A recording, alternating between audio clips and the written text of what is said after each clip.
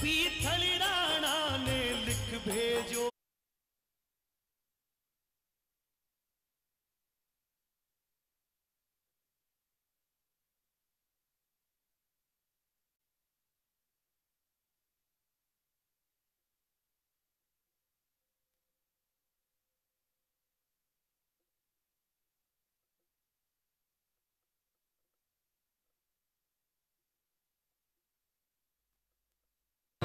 शुभं करोतु कल्याणम् आरोग्यं सुख संपदः द्वेषबुद्धि विनाशाय आत्मज्योति नमोस्तुते आत्मज्योति प्रदीप्ताय ब्रह्मज्योति नमोस्तुते।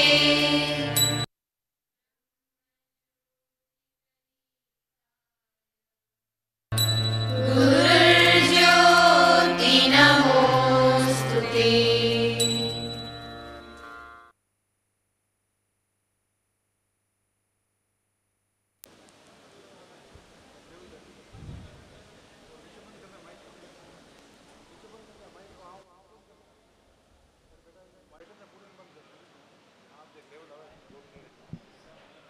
Hello hello hello.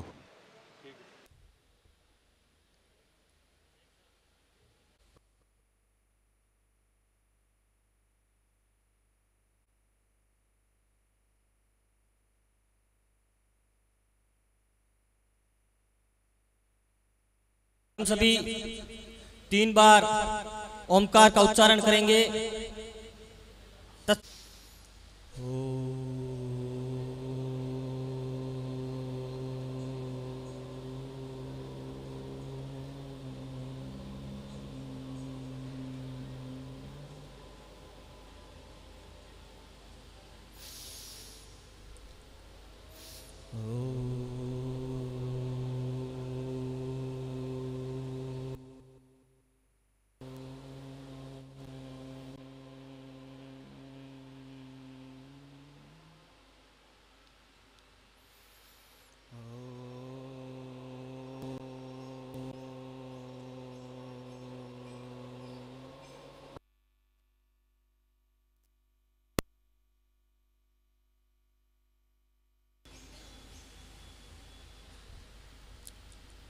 तेरे बार विजय महामंत्र का जाप करेंगे।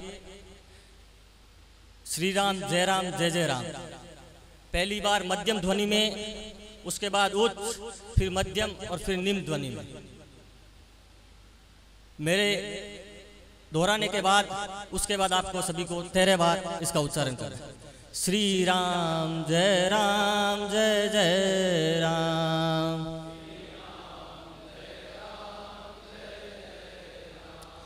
श्री राम जय जय राम। श्री राम जय जय राम। श्री राम जय जय राम। श्री राम जय जय राम। श्री राम जय जय राम। श्री राम जय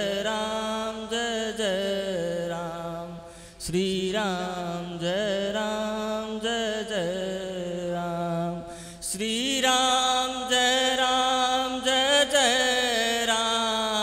श्री राम जय जय राम। श्री राम जय जय राम। श्री राम जय जय राम। श्री राम जय जय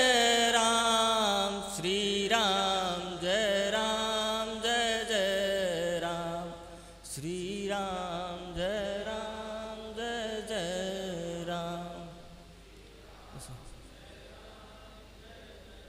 अब मैं विश्व हिंदू परिषद के जिला सह मंत्री श्री जयकर्ण जी भाई साहब से निवेदन करूंगा कि वो परिचय और स्वागत के लिए आए।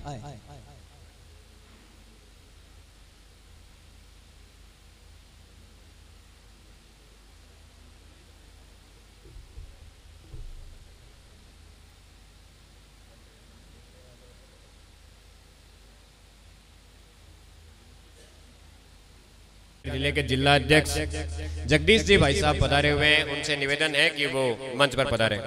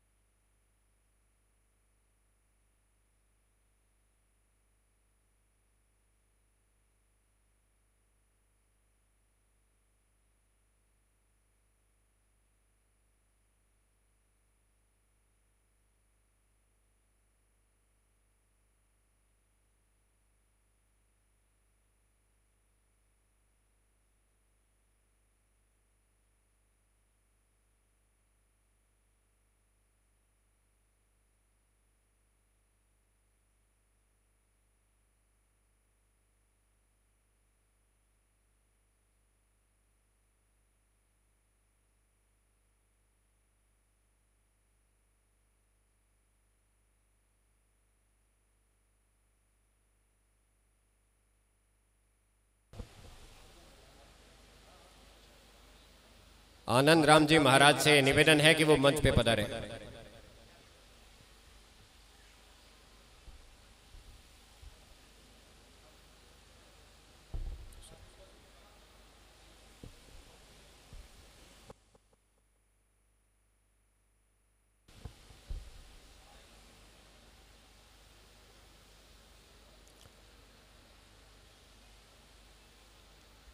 आज के इस कार्यक्रम के मुख्य वक्ता ईश्वर लाल जी भाई साहब प्रचारक, जो कि राष्ट्रीय स्वयंसेवक संघ के वरिष्ठ प्रचारक है और अभी इनके पास विश्व हिंदू परिषद के संगठन मंत्री, प्रांत संगठन मंत्री का दायित्व है।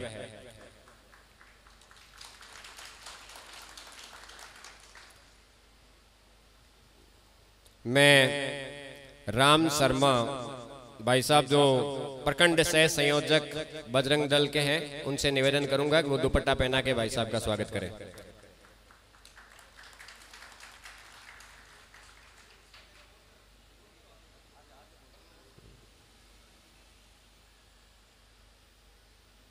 के बाद हमारे साथ हमारे सामने आनंद राम जी महाराज विराजमान हैं।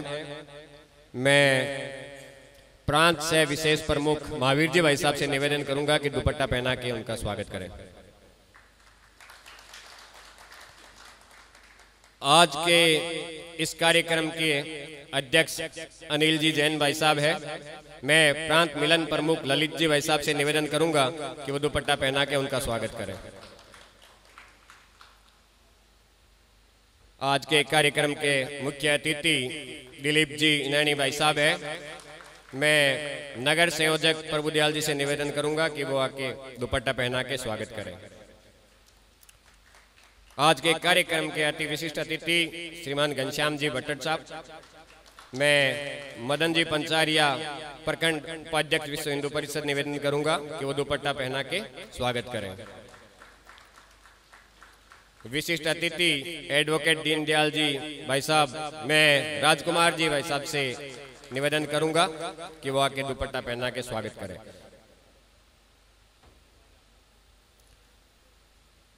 यहाँ विराजमान विश्व हिंदू परिषद के जिला अध्यक्ष जगदीश जी भाई साहब, मैं देवेंद्र सिंह जी विद्यार्थी प्रमुख से निवेदन करूंगा कि वो आके भाई साहब को दुपट्टा पहना के स्वागत करें। विश्व हिंदू परिषद के विभाग मंत्री विराजमान हैं विनोद जी भाई साहब। मैं राम रतन जी भाई साहब से निवेदन करूंगा, जो नगर सह संयोजक है, आके दुपट्टा पहना के भाई साहब का स्वागत करें।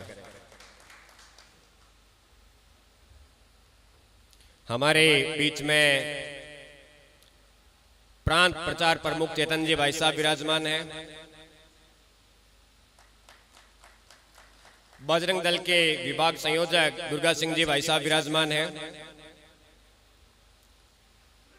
विश्व हिंदू परिषद जिला मंत्री महेश जी भाई साहब विराजमान हैं। नहीं आए क्या? अभी आ रहे हैं। विश्व हिंदू परिषद जिला समरसता प्रमुख हनुमान जी भाई साहब विराजमान हैं।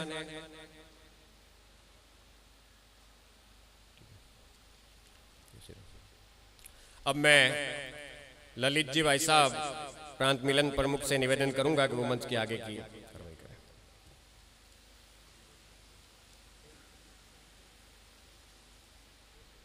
माननीय महावीर सिंह जी भाई साहब से निवेदन है कि वो आज के इस कार्यक्रम की भूमिका रखे। माननीय महावीर सिंह जी भाई साहब।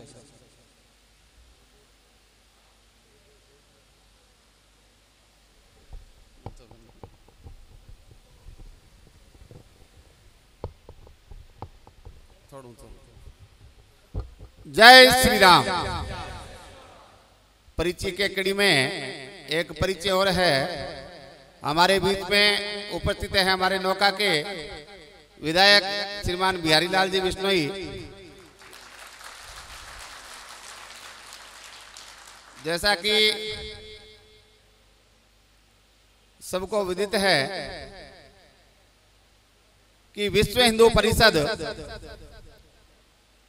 सनातन संस्कृति एवं राष्ट्र रक्षा का संकल्प लेते हुए विश्व हिंदू परिषद के कार्यकर्ता तन मन धन से रात और दिन अपने ध्येय में लगे रहते हैं। आज के इस कार्यक्रम का हेतु वर्तमान की जो परिस्थितियां हैं उसमें सनातन संस्कृति और हमारा राष्ट्र एक वैचारिक युद्ध से गुजर रहा है।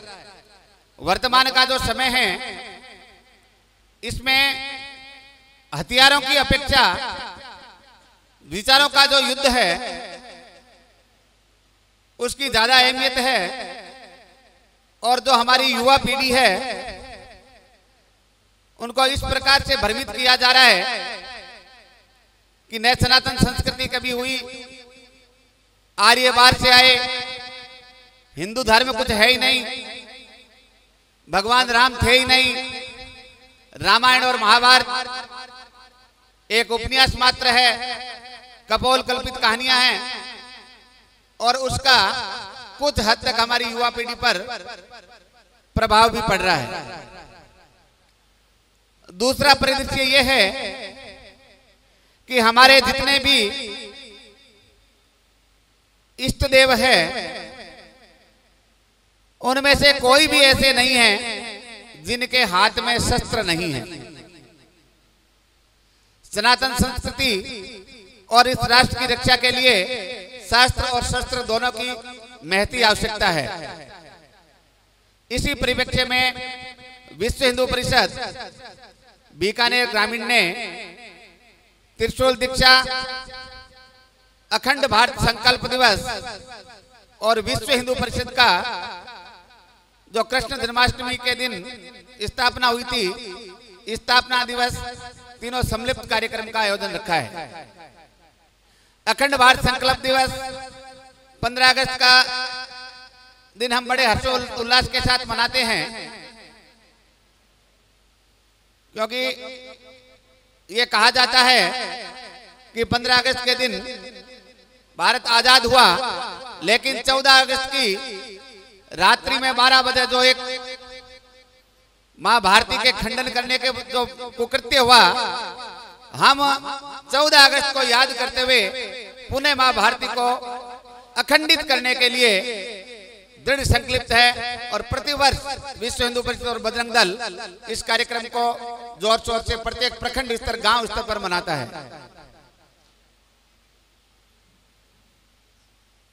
1964 में कृष्ण जन्माष्टमी के दिन राष्ट्र के प्रमुख संतों संप्रदाय प्रमुखों और राष्ट्रीय स्वयंसेवक संघ के द्वितीय सर संचालक परम पूजनीय गुरु जी के सानिध्य में मुंबई के संदीपनी आश्रम में विश्व हिंदू परिषद का संपूर्ण विश्व के हिंदुओं का हित करने की दृष्टि गठन हुआ और तभी से विश्व हिंदू परिषद, बजरंग दल, मातृशक्ति और दुर्गा वाहिनी प्रतिवर्ष कृष्ण जन्माष्टमी को अपना स्थापना दिवस मनाते हैं। इसी परिप्रेक्ष्य में आज का ये कार्यक्रम रखा गया है। बाकी विस्तार से जो मुख्य वक्ता ईश्वर जी भाई साहब है वो अपना पात्र प्रदान करेंगे।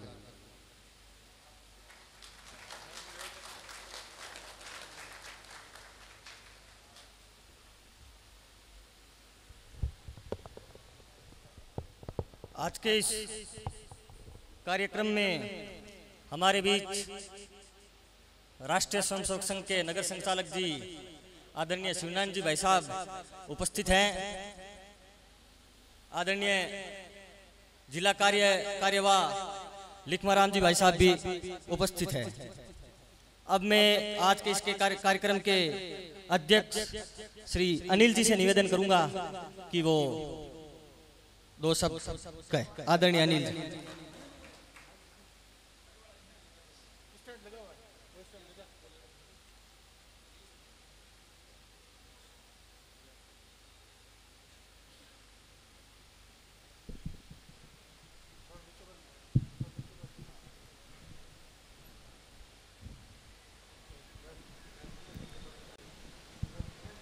माँ भारती को नमन करते हुए सम्मानित मंच, अति सम्मानित सदन, बहुत अच्छा लग रहा है। अपना इतना तिरंगा महोत्सव, इतना उत्सव है और ये मोदी जी के राज में अपना हिंदुत्व आगे बढ़ रहा है, इससे मन बड़ा गदगद हो रहा है।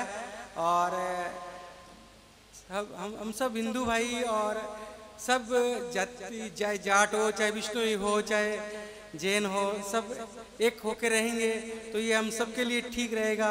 संगे शक्ति कलयुगे, अपन संगठित होकर चलेंगे तो देश आगे बढ़ेगा। धन्यवाद। जय हिंद, जय भारत।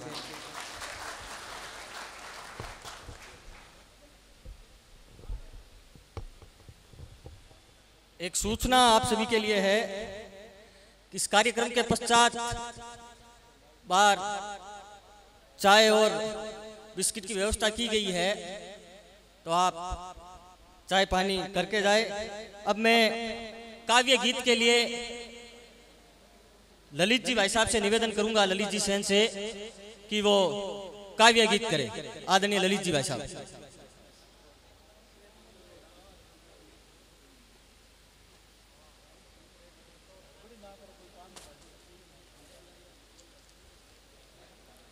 गीत सुनेंगे।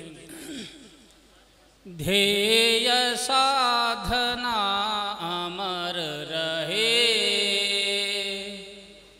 ध्येय साधना अमर रहे, अखिल जगत को पावन करती, त्रस्त उरों में आशा भरती, भारतीय सभ्यता सिखाती, गंगा की चिरधार बहे, ध्येय साधना अमर रहे। इससे प्रेरित होकर जन जन करे न्योछावर निज तन मन धन, पाले देश भक्ति का प्रिय प्रण, अडिग लाख आघात सहे, ध्येय साधना अमर रहे। भीति न हमको छुपाए, स्वार्थ लालसा नहीं सताए, शुद्ध हृदय ले बढ़ते जाए, शुद्ध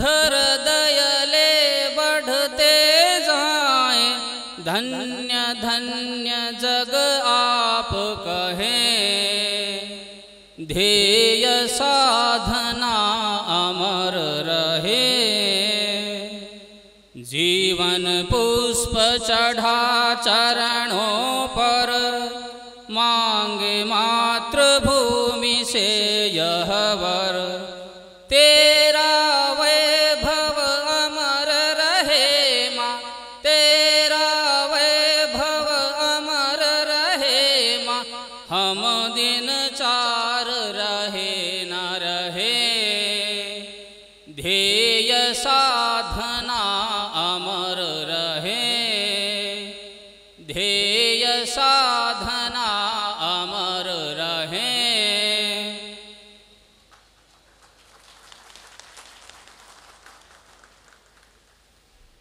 अब मैं निवेदन करूंगा आदरणीय ईश्वरलाल जी भाई साहब से कि वो हम सभी का मार्गदर्शन करें, जिससे हम सभी एकजुट होकर इस माँ भारती की सेवा में तल्लीन रहे। आदरणीय ईश्वरलाल जी भाई साहब।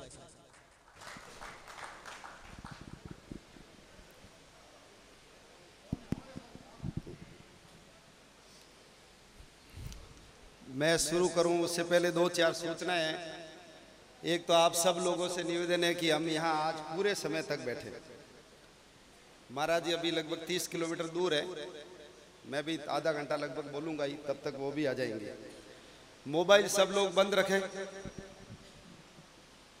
कभी कभार टावर खराब हो जाता है तो बिना मोबाइल रहते हैं कि नहीं रहते। कभी कोई दंगा फसाद होता है तो सरकार बंद कर देती है, काम चलता है हमारा। तो मोबाइल बंद करके जेब के अंदर डाल, नहीं तो फिर आपका भी ध्यान भंग होगा, मेरे को भी दिखेगा कि हाँ वहाँ लाइट जली है। हमारी पंक्तियाँ यदि सीधी रहेगी तो लोगों को लगेगा कि कुछ अनुशासित लोगों का कार्यक्रम था, नहीं तो भीड़ भड़का धक्का मुक्की तो आप देख लो। मंदिर के अंदर जूते खुलते हैं ना, उससे भी पता लगता है कि हम लोग कितने व्यवस्थित और अनुशासित हैं। तो समाज में थोड़ा अनुशासन का निर्माण हो तो बचपन को याद कर ला कि प्रार्थना में हम कैसे बैठते थे, तो हमारी पंक्तियां थोड़ी सीधी हो। फिर पीछे जो बंधु बैठे उनसे भी निवेदन है कि आगे वाली कुर्सियां भर लेंगे, तो कोई देरी से आएगा तो पीछे बैठ जाएगा, नहीं तो बीच की कुर्सियां खाली दिखती हैं। वो पीछे वाले बंधु सब आगे आ जाओ और पीछे वाली खाली छोड़ दो। इधर भी जो खड़े हैं उनसे भी निवेदन है कि सब लोग एक बार बैठ जाओ। अब आपका कोई काम नहीं है, मैं ही बोलूंगा, तो सब लोग बैठ करके दत्त से उद्बोधन सुनेंगे। परम पूजनीय संत चरण में प्रणाम। मंचासीन महानुभाव, नोखा नगर से पधारे हुए सभी राष्ट्रभक्त धर्म प्रेमी बंधु और बजरंग दल के सब बजरंगियों। बचपन में हम सब लोग गीत सुनते थे और आज भी जब 15 अगस्त और 26 जनवरी आती है तो हम सब गीत सुनते हैं। दे दी हमें आजादी बिना खड़ग बिना ढाल। आगे मैं नहीं बोलूंगा क्योंकि आप सब लोग जानते हो क्या देश की आजादी केवल एक परिवार ने दी? क्या एक व्यक्ति के कारण देश को आजादी मिली? गांधी जी का, नेहरू जी का सहयोग था, लेकिन इन लोगों के कारण ही आजादी मिली है। ये एकदम झूठी बात है। ध्यान रखना, सच्चाई क्या है? उन लोगों का भी सहयोग था, लेकिन उनके कारण ही आजादी नहीं मिली, आजादी नहीं मिली। किसी पत्थर को तोड़ना है, 50 चोट में यदि पत्थर टूटता है, 50वीं चोट में 2 टुकड़े हो गए, तो क्या उन 50 चोटों का महत्व खत्म हो जाता है? उन 50 चोटों ने अपना बलिदान दिया, तब जाकर के 50वीं चोट के अंदर पत्थर टूटा। 10 रोटी से पेट भरता है, तो क्या केवल 10वीं रोटी का ही महत्व है? या 9 रोटियां पेट के अंदर गई, यानी नींव के अंदर 9 रोटियों ने अपना बलिदान दिया, तब जाकर के 10वीं रोटी में हमारा पेट भरा। लेकिन भारतवर्ष में हुआ क्या? यही हुआ, उन 50 चोटों को भुला दिया गया, 9 रोटियों को भुला दिया गया। लास्ट में जो था उसी को ही बताया गया कि इन लोगों के कारण आजादी मिली। दूसरा अर्थ सत्य यह है कि देश की आजादी 15 अगस्त जब आता है तो हमको केवल एक ही बात बताई जाती है, आज के दिन क्या हुआ, देश आजाद हुआ। किसी माँ के बच्चा होने वाला हो, बच्चा पैदा होते समय माँ की मृत्यु हो जाए, और जब बच्चा बड़ा हो जाएगा तो क्या हम ये कहेंगे कि आज तेरा जन्मदिन है, अच्छी बात है, या उसको ये भी बताएंगे कि आज तेरी माँ का मृत्यु का दिन भी है। तेरे को पैदा करते समय तेरी माँ ने खुद मर करके तुझको जना है, ये बताएंगे कि नहीं बताएंगे? बताएंगे। लेकिन हमको ये बात नहीं बताई जाती कि आज के दिन देश का विभाजन हुआ, देश आजाद हुआ, देश आजाद हुआ, ये तो बोलते हैं, लेकिन हम सब लोगों ने 9.5 लाख वर्ग किलोमीटर की जमीन, हमारे 6 प्रांत, हमारे 64 जिले, ये हमने कुर्बान किए, ये बताया नहीं जाता। इसलिए समय समय पर आप लोगों को बुलाना, और जो इतिहास की चीजें हैं सत्य है लेकिन किताबों में नहीं बताई जाती, उसको बताने का काम ऐसे मौकों पर किया जाता है। बिना खड़ग और बिना ढाल के आजादी मिली, तो बताइए महाराणा प्रताप का जो संघर्ष रहा जंगलों के अंदर, घास की रोटी, बच्चों ने दुख पाया, वो भी चाहते तो बोलो अकबर की गुलामी करके मखमल के गद्दों पे सो सकते थे कि नहीं सो सकते थे, लेकिन उनको आजादी प्यारी थी। पत्तल में खा लूंगा, जमीन पे सो लूंगा, लेकिन मुगलों की गुलामी नहीं करूंगा। छत्रपति शिवाजी, महाराजा रणजीत सिंह, गुरु गोविंद सिंह और उनका पूरा परिवार, बप्पा रावल, महाराणा संग्राम सिंह, पृथ्वीराज चौहान, हमारे जोधपुर के दुर्गादास राठौड़, पद्मिनी ने 16,000 रानियों के साथ खुद को जौहर की ज्वाला में समर्पित कर दिया। क्या ये बिना खून बहाए आजादी मिली है? क्या नहीं मिली। जलियांवाला हत्याकांड हुआ, 2000 हिंदुओं को मारा गया, क्या खून नहीं बहा? खून बहा। गुरु गोविंद सिंह जी के तो छोटे छोटे बच्चों को दीवार में चुन दिया। सिकंदर के समय पोरस, मोहम्मद बिन कासिम के समय हमारे राजा दाहर सेन, और क्रांतिकारियों की माला यदि पिरोई जाए, भगत सिंह, सुखदेव, राजगुरु, वीर सावरकर, चाफेकर बंधु, मंगल पांडे, उधम सिंह, इन सब लोगों ने जो कुर्बानियां दी है, क्या उसकी कोई वैल्यू नहीं है? क्या हमको केवल एक परिवार का ही गुणगान करना चाहिए क्या, या सबका बताना चाहिए? बोलिए तो सही। हाँ, झूठ हो तो कह देना आप झूठ बोल रहे हो। सबका था, लेकिन महिमा मंडन किसका होता है? एक परिवार का। और हमको शर्म भी नहीं आती कि इस गीत को खड़े होकर के थोड़ा बंद करा दे कि ये बेकार का गीत है, बिना खड़ग बिना ढाल के नहीं मिली। हमने अंग्रेजों से लड़ते हुए 5 करोड़ और मुसलमानों से लड़ते हुए 45 करोड़, ऐसे कुल मिला के 50 करोड़ लोग मरे। तब 15 अगस्त 1947 को आजादी की देवी का अवतरण कहां पर हुआ है? भारत में हुआ है। 50 करोड़ लोग। और यदि नहीं मरते तो आज दुनिया में सबसे ज्यादा आबादी किसकी होती? हमारी होती। कोई देश और होता तो दुनिया के नक्शे से साफ हो जाता। अल्लामा इकबाल ने कहा, सारे जहां से अच्छा हिंदुस्तान हमारा, बस वो इतना ही ठीक है, बाकी आगे सब कबाड़ा ही कबाड़ा है। हम बुलबुल हैं इसकी। आप में से किसी ने बुलबुल देखी है क्या? बुलबुल भारत में नहीं होती, बुलबुल कहाँ होती है? इराक में। लेकिन मुसलमान था ना, तो उसको मोर याद नहीं आया, उसको कोयल याद नहीं आई, उसको पपीहा याद नहीं आया। क्या याद आई? मैंने भी नहीं देखी, तो मैं बुलबुला पानी में उठता है ना, वो समझता था, क्योंकि बुलबुल है ही नहीं है। हम बुलबुल हैं इसकी। यानी शेरों की मातृभूमि को क्या बनाया? बुलबुल बना दिया। बुलबुल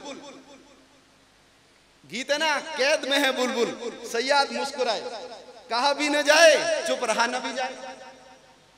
तोता वगैरह जैसे रखते हैं, ऐसे बुलबुल को कैद में रखते हैं। आप याद करो, कोई अपनी माँ को कहे बुलबुल, देखो कैसी बुलबुल जा रही है, हम स्वीकार करेंगे क्या?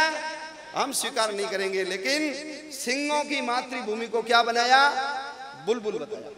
उसमें एक अंतरा ठीक है, यूनान मिस्र रोमा मिट गए सब जहां से, कुछ बात है कि हस्ती मिटती नहीं हमारी। और वो बात क्या है? वो है बलिदानों की परंपरा। हमने बलिदानों की परंपरा खत्म नहीं होने दी, इसलिए आज हम सब लोग जिंदा हैं। अभी अपनी केंद्र सरकार ने 14 तारीख को विभाजन विभीषिका दिवस घोषित किया। क्यों? आजादी तो मिली, देश का विभाजन हो गया और कितना नुकसान हुआ ये भी जनता को पता लगना चाहिए। इसलिए 14 अगस्त क्या है? विभाजन विभीषिका दिवस। इसलिए थोड़ी सी चर्चा उसकी भी करेंगे। अपना ये जो देश है ये परमात्मा ने बनाया है।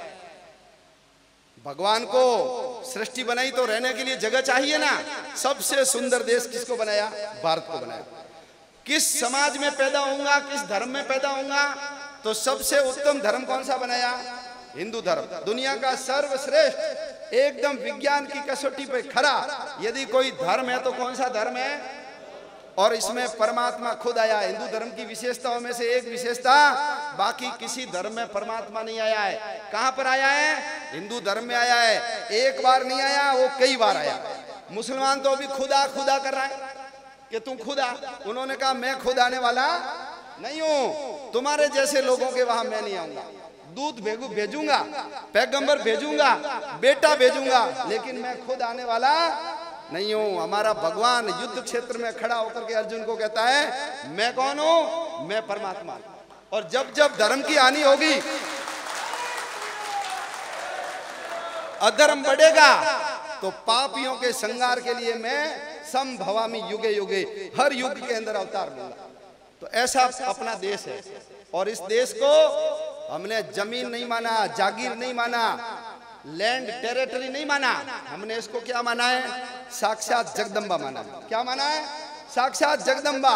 बंकिम चंद्र चटर्जी ने कहा सुजलाम सुफलाम मलयज शीतलाम सस्य श्यामलाम मातरम वंदे मातरम। और आगे क्या बोलते हैं? तुम ही दुर्गा 10 प्रहरण धारिणी।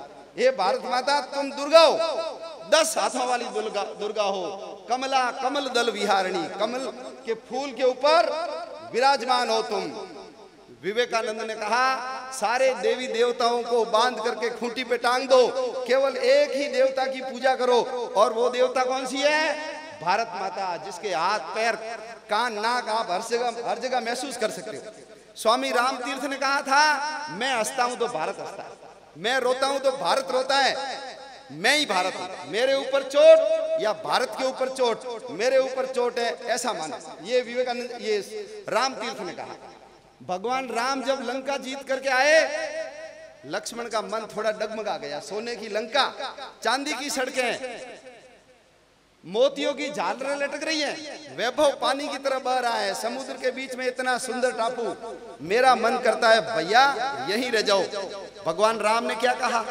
जननी जन्म भूमिश्च स्वर्गादपि गरीयसी। हे लक्ष्मण, लंका सोने की है, फिर भी मुझे अच्छी नहीं लगती। क्यों? जन्म देने वाली माँ और जन्म भूमि स्वर्ग से बढ़ करके। ये किसने कहा है? भगवान श्री राम ने। देश भक्ति का इतना बड़ा उपदेश हमारे भगवान विदेश की धरती के ऊपर जाकर खड़े होकर के हमको ये देते हैं। हमारे महर्षि अरविंद हो गए। महर्षि अरविंद ने कहा ये देश का विभाजन पाप है, और आज नहीं तो कल, कल नहीं तो परसों ये वापस एक होगा। भारत माता का विभाजन पाप है। जिन गुरुजी ने अपने विश्व हिंदू परिषद की स्थापना की, दूसरे सरसंघचालक जी, वो तो भारत से इतने एकाकार हो गए थे कि देश का जब विभाजन हुआ तो उनके दोनों कंधे दुखने लगे। क्यों? क्योंकि हमारा जो बायां कंधा है, ये भारत माता का फोटो देखते हैं ना, तो आप देखो भारत माता फोटो आज इतना खंडित होने के बाद भी हमारा देश ऐसा लगता है जैसे कोई बाहें पसार करके खड़ा है। और दुनिया के लोगों को कहा है मूर्खों, अज्ञानियों, पापियों, तुम सब मेरी शरण में आओ, मैं तुमको मोक्ष प्रदान करूंगा। ऐसा विराट पुरुष का दर्शन अपना देश को देखते तो होता है। ये हिमालय भारत माता का मुकुट है। ये जम्मू कश्मीर है ना, ये भारत माता का ललाट है। ये जो वैष्णो देवी है, ये भारत माता के ललाट की बिंदी है। ये जो बूढ़ा अमरनाथ और बर्फानी, चट्टानी और बर्फानी दोनों अमरनाथ भारत माता की आंखें, गंगा और यमुना प्रयाग में आकर के मिलती है, दोनों भारत माता के गले का हार है। विंध्याचल पर्वत भारत माता का पेट है। केरल और कर्नाटक के जो तट है ये भारत माता की जंगाएं हैं। रामेश्वरम भारत माता के पैर है और समुद्र उस पैरों को पखार रहा है। सूरज और चंद्रमा भारत माता की आरती करते हैं। और अभी ये काले काले मेघ है ना, वर्षात, ये कुंतल केस है भारत माता के। और भगवान के चरणों में जैसे नारियल चढ़ाते हैं तो ये लंका रूपी नारियल ये भारत माता के चरणों में सुशोभित हो रही है। और अटल जी ने कहा इसका कंकर कंकर शंकर है। किसने बोला? अटल जी ने। इसका कंकर कंकर शंकर है और इसका बिंदु बिंदु, बूंद बूंद ये गंगा जल है। हम जिएंगे तो भारत माता के लिए और मरेंगे तो भारत माता के लिए। ये अपने पूर्वजों ने हमको सिखाया, इसलिए हमने इनको भारत माता बोला है। दुनिया में किसी भी देश को मां नहीं बोलते। आपने अमेरिका माता सुना, रूस माता सुना, जापान, जर्मनी, पाकिस्तान माता सुना? भारत माता, भारत माता। और ये कई बेवकूफ मुसलमान होते हैं ना, वो कहते हैं भारत तुम्हारी माँ है तो तुम्हारा बाप कौन?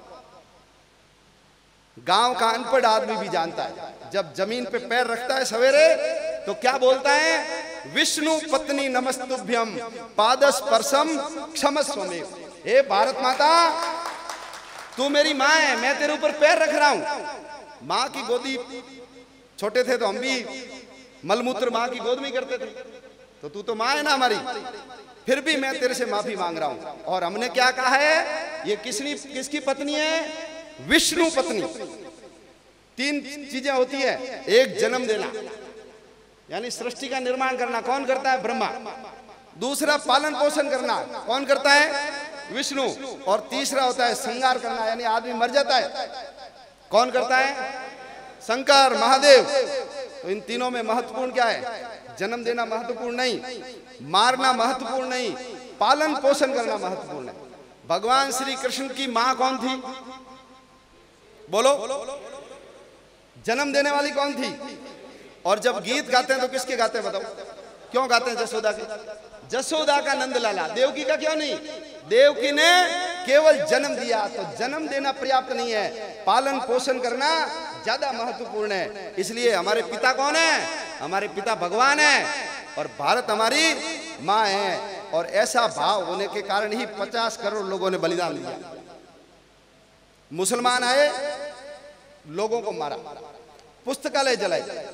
और जब हमने पूरे भारतवर्ष से मुसलमानों को खदेड़ दिया, केवल चांदनी चौक से लाल किला और लाल किला से Chandni Chowk 1 kilometre by 1 kilometre की जमीन बची थी। मराठों को टैक्स देते थे अपनी रक्षा के लिए, और लाल किले के ऊपर मुसलमानों के हरे झंडे के साथ हमारा परम पवित्र भगवा झंडा भी लगता था। उस समय धूर्त अंग्रेज भारत के अंदर आया और उन्होंने सर्वे करने के बाद पता लगाया कि भारत के ऊपर राज्य करना है तो यहाँ के लोगों को आपस में लड़ाना पड़ेगा। और हम सब जानते हैं, हम असंगठित तो थे ही, फूट तो थी। जब तक हम एक थे, हमारे साधु सन्यासी गांव गांव में घूम करके उपदेश देते थे, हमारे गुरुकुल चलते थे, हमारे मठ मंदिर जागृति के केंद्र थे, और हमारे सामने उद्देश्य था कृणवंतो विश्व आर्यम, सारी दुनिया को आर्य बनाएंगे। तो भारत के डंके दुनिया में बजे, विश्व गुरु, सोने की चिड़िया, घी दूध की नदियों वाला देश, ऐसा बना। लेकिन लक्ष्य ओझल हो गया तो हमारी आबादी भी कम हो गई और हमारी भूमि भी कम हो गई। मुसलमानों को अंग्रेजों को पता था कि भारत के अंदर ही ऐसे लोगों को खड़ा करना पड़ेगा जो हमारी मदद कर सके। याद करो, सबसे पहली लड़ाई प्लासी की लड़ाई 1757 में सिराजुद्दौला और क्लाइव के बीच में हुई। क्लाइव की सेना 2000, सिराजुद्दौला की सेना 20,000। लोग कह रहे थे जीतते हैं, लेकिन जब युद्ध शुरू हुआ तो सिराजुद्दौला की आधी सेना चल करके क्लाइव की ओर चली गई। कारण उसका एक सेनापति था, उसका नाम था मीर जाफर। नाम सुना है ना मीर जाफर का? मीर जाफर को रातों रात खरीद लिया कि तेरे को हम क्या बना देंगे, नवाब बना देंगे। और ऐसे गद्दारों के कारण ही देश के टुकड़े हुए। लकड़ी कब कटी? जब लोहे की कुल्हाड़ी के अंदर हत्था किसका लगा? लकड़ी का ही लगा। और आज भी बोलो कुल्हाड़ी के हत्थे भारतवर्ष में है कि नहीं है? मुसलमानों की औकात नहीं, अंग्रेजों की औकात नहीं, ईसाइयों की औकात नहीं। हमारा व्यक्ति जाकर के उसके साथ खड़ा होता है तभी तो उनकी हिम्मत बढ़ती है। बोलो लालू प्रसाद यादव कौन है? कौन है? हिंदू है मुसलमान? लालू प्रसाद। और कार सेवकों के ऊपर जिस मुलायम सिंह ने गोलियां चलाई, बोलो वो गोली चलाने वाला कौन था? पाकिस्तान जिंदाबाद के नारे लगाते हैं और इनका समर्थन करने के लिए जो लोग जाकर के खड़े होते हैं, ये ममता बनर्जी हो चाहे ये केजरीवाल हो, बोलो कौन है? ये हिंदू है। तभी तो इनकी हिम्मत बढ़ती है। अंग्रेजों को पता था, इसलिए फूट डालो, राज करो, और मैं यहां लंबे समय तक कैसे टिक सकता हूं, इसलिए भारत के अंदर विभेद पैदा कर दिया। मित्रों, अपने मन में कभी आता है कि अंग्रेजों ने हमारे इतने लोगों को मारा है तो हम अंग्रेजों को मारेंगे, वापस इंग्लैंड जाएंगे और बदला लेंगे? आप में से कभी किसी के मन में आया ये सवाल? नहीं आया। क्यों? हम तो पाकिस्तान में उलझे हुए। किस में उलझे हुए? पाकिस्तान में। तो अंग्रेज जानता था कि हिंदू बदला ना ले, इसलिए ऐसा उलझा करके जाओ कि हमारी तरफ ध्यान ही न जाए। और जिस समय देश आजाद होने वाला था उसका असली नायक था सुभाष चंद्र बोस। उन्होंने बनाई थी आजाद हिंद फौज, और हिटलर से मिलकर के जितने कैदी थे उनको मुक्त करवा करके और ये रंगून वगैरह सब आजाद करवा लिए थे। लेकिन उस समय के जो नेता थे ना, उनको लगा था कि तेरा क्या होगा रे कालिया। तो बेचारे सुभाष चंद्र बोस को क्या किया? हाँ, ये रहस्य ही अभी तक। ऐसे कैसे मारा गया व्यक्ति? सुभाष चंद्र बोस असली नायक, कालजयी सुभाष, वो था मुख्य हीरो। हमारे जितने लीडर थे वो सब विदेशों में पढ़े थे, भारतीय संस्कृति सभ्यता जानते नहीं थे। जो कुछ अच्छा है वो सब विदेशों में अच्छा है, भारत में कुछ भी अच्छा नहीं है, ये उनकी मानसिकता थी। नेहरू जी थे ना, नेहरू जी, आपने देखा उनका रूप रंग, ड्रेस देखी है नेहरू जी की? उनके कपड़े धुलने के लिए लंदन जाते थे। कहाँ जाते थे? लंदन। हमारे किसी एक व्यक्ति को लगा कि आज अच्छे कपड़े पहन के जाऊंगा और नेहरू जी को नीचा दिखाऊंगा। वो जब गया ना कपड़े पहन के, तो जो उसने ड्रेस पहनी थी उस कपड़ों की तो नेहरू जी की कार का सीट कवर बना हुआ था। पैसे का दुरुपयोग। सब विदेश में पड़े हुए थे। अपनी भारतीय संस्कृति सभ्यता, हमारे कोई रामायण महाभारत वेद उपनिषद कोई जानकारी नहीं थी। इसलिए उन्होंने हमारे सामने पासा फेंका। उन्होंने कहा तुमको यदि आजादी चाहिए तो हिंदू और मुसलमान तुम एक होकर आओ। क्यों? ये देश तो सबका है, हिंदुओं का थोड़ी है। जबकि सच्चाई क्या है? ये देश किसका है? इस देश का नाम क्या है? हिंदुस्तान। क्या सिद्ध करता है? हिंदुओं का स्थान है ना। हमारे पवित्र नदियां भारत में या बाहर है? भारत में। पहाड़ कहाँ है? हमारे शक्तिपीठ कहाँ है? 52 शक्तिपीठ। चारों मठ कहाँ है? सब भारत के अंदर है। राम जी कहाँ गए? उत्तर से दक्षिण। और कृष्ण भगवान कहाँ गए? पश्चिम से, यानी द्वारिका से आसाम चले गए रुक्मणी को लेने के लिए। तो दोनों भगवान ने प्लस बना करके देश को जोड़ा है ना। तो ये देश वास्तव में तो हिंदुओं का ही देश है, लेकिन उन लोगों को गफलत में डाल दिया। और हमारे जो लोग थे उनको आजादी का आंदोलन भूल करके मुसलमानों को खुश करना है, वो उसी में लग गए। उसको बोलते हैं तुष्टीकरण। और आज भी भारत में तुष्टीकरण हो रहा है। तुष्टीकरण का मतलब क्या है? मुसलमानों को खुश करो। मुसलमानों को। टर्की पहला विश्व युद्ध हुआ और टर्की के खलीफा को गद्दी से उतार दिया। गांधी जी को लगा कि बहुत अच्छा मौका है, हम यहाँ आंदोलन चलाएंगे तो सारे मुसलमान हमारे साथ हो जाएंगे। तो पहला आंदोलन चलाया खिलाफत आंदोलन। ये खिलाफत आंदोलन मुसलमानों के खिलाफ नहीं था, ध्यान रखना। वो खलीफा को वापस बनाने के लिए कौन सा आंदोलन चलाया? खिलाफत आंदोलन। सरदार पटेल ने कहा हमको क्या लेना देना, कहाँ टर्की रही क्या? गांधी जी ने कहा नहीं नहीं, ऐसा करेंगे तो मुसलमान हमारे साथ आ जाएंगे।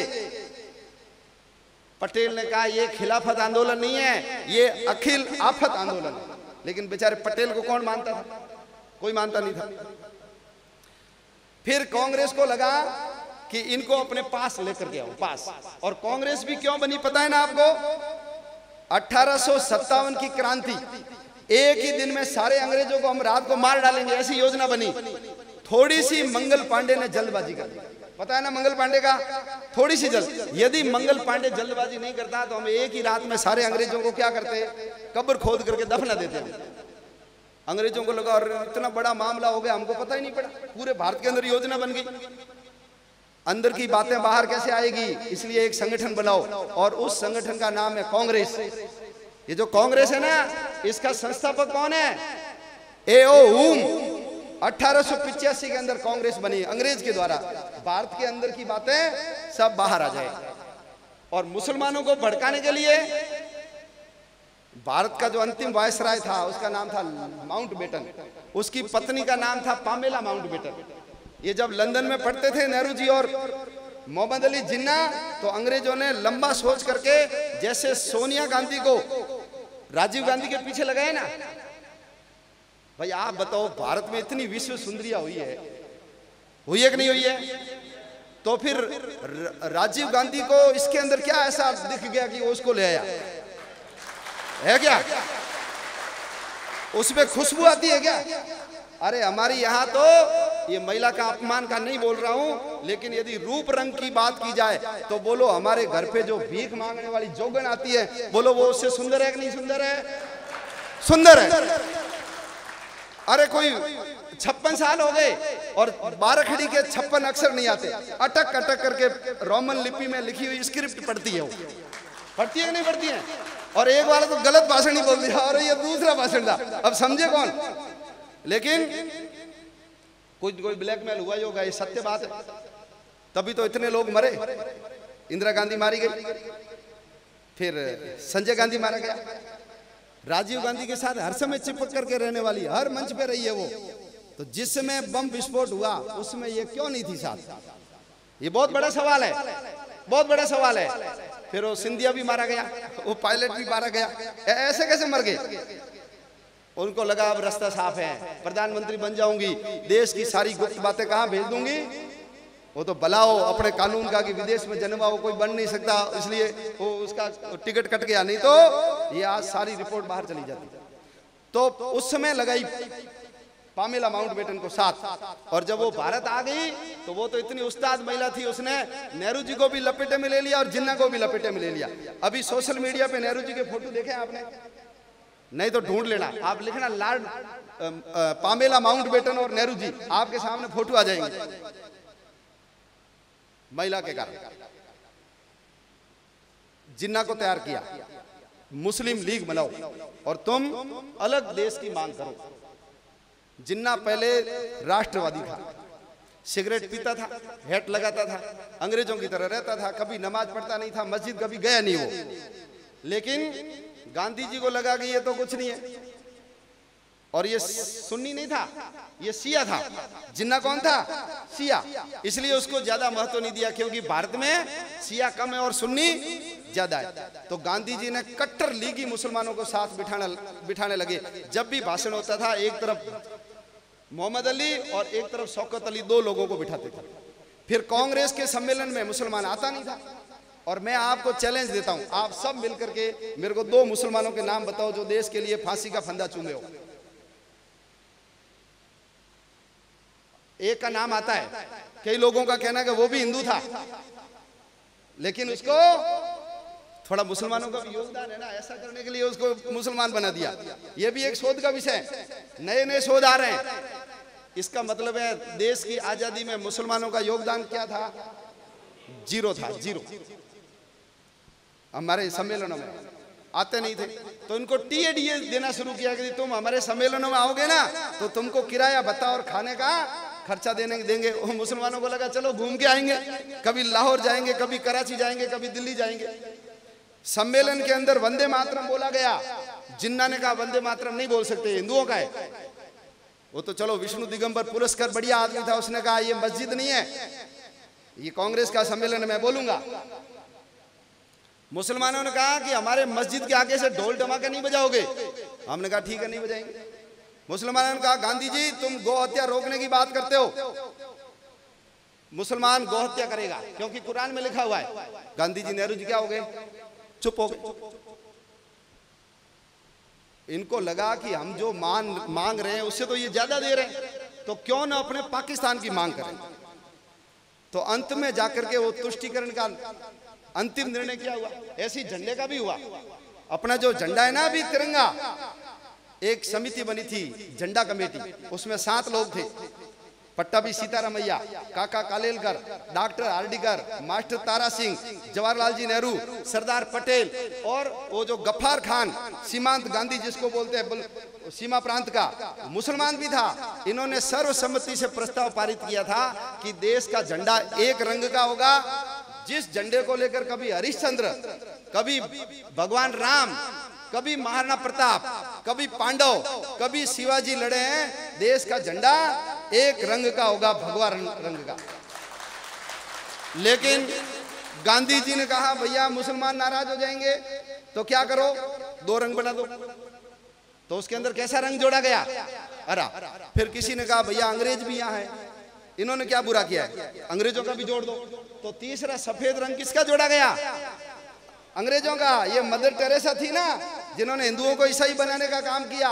और ये saint Paul, saint Xavier's, Emmanuel mission school चलते हैं ना, इनके जितने भी फादर मदर सिस्टर है, बच्चे डाफा चूप हो जाते हैं कि घर वाला फादर है कि ये फादर है। होता है कि नहीं होते हैं? रंग कैसा होता है कपड़ों का? सफेद होता है ना। तो ये तीनों को खुश करने के लिए उस झंडा कमेटी की रिपोर्ट को कचरे के टोकरी में डाल दिया और झंडा कैसा बन गया?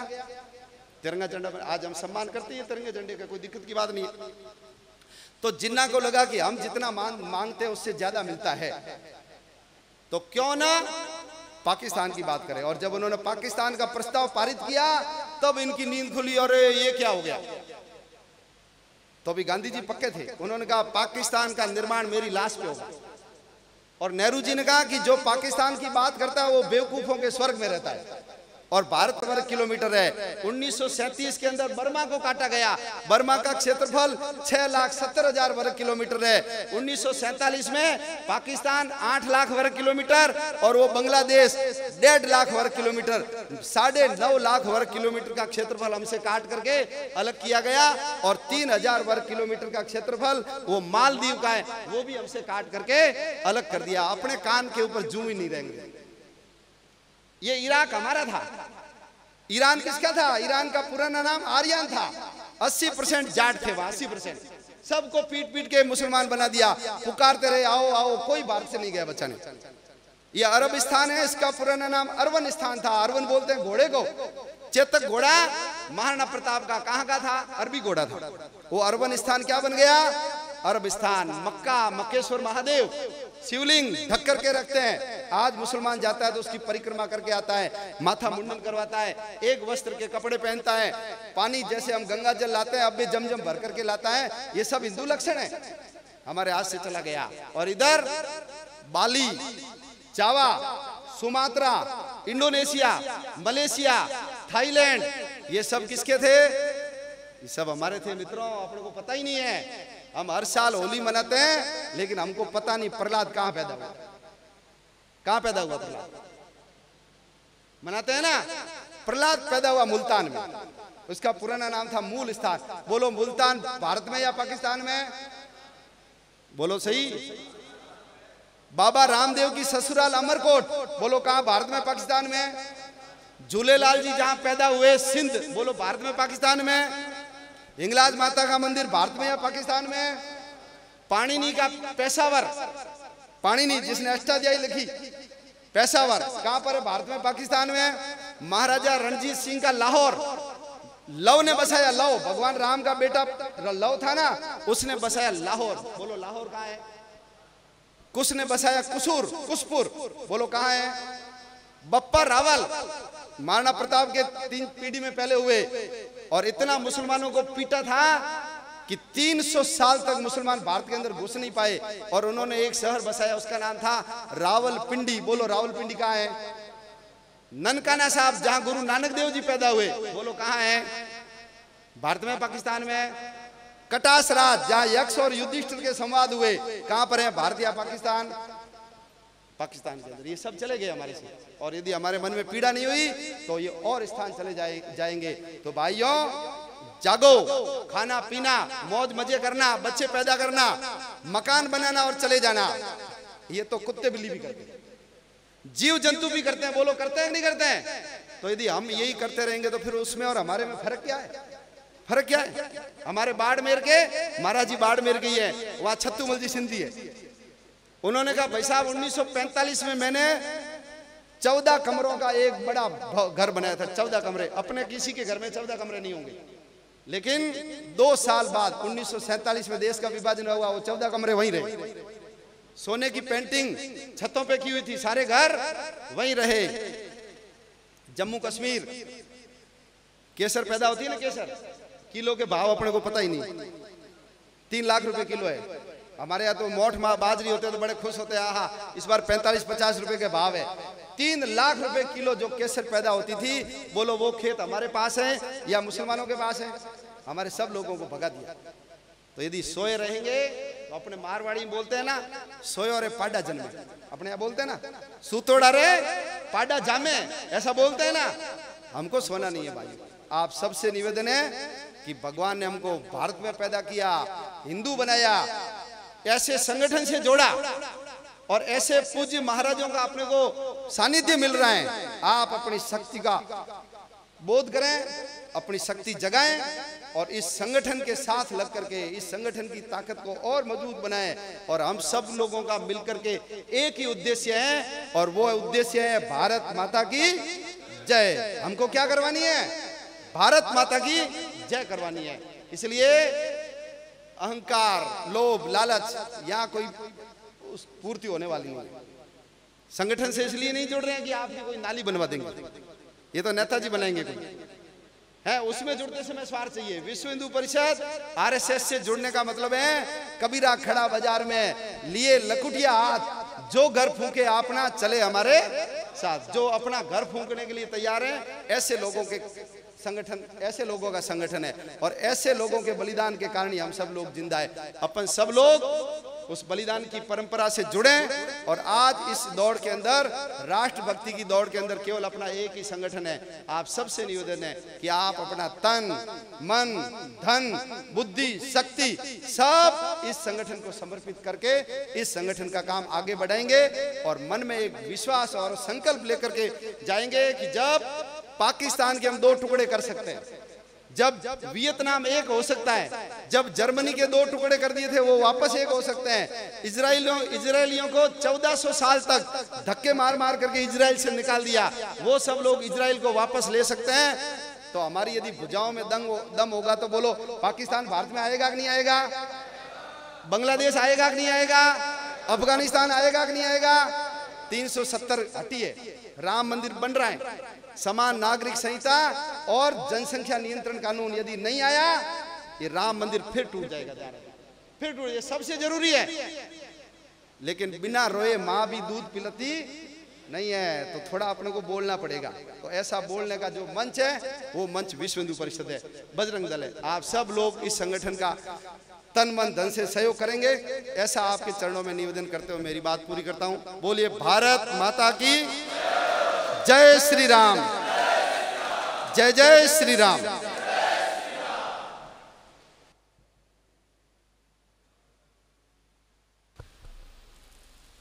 आज के इस कार्यक्रम में जिनका पावन सानिध्य हमें प्राप्त होना है,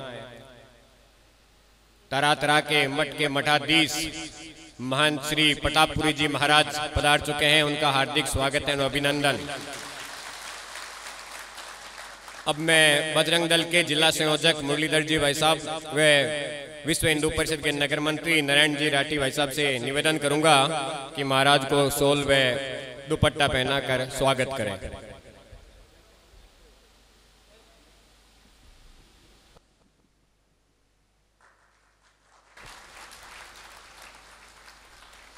जय श्री राम, जय श्री राम। भारत माता की, भारत माता की। वंदे वंदे।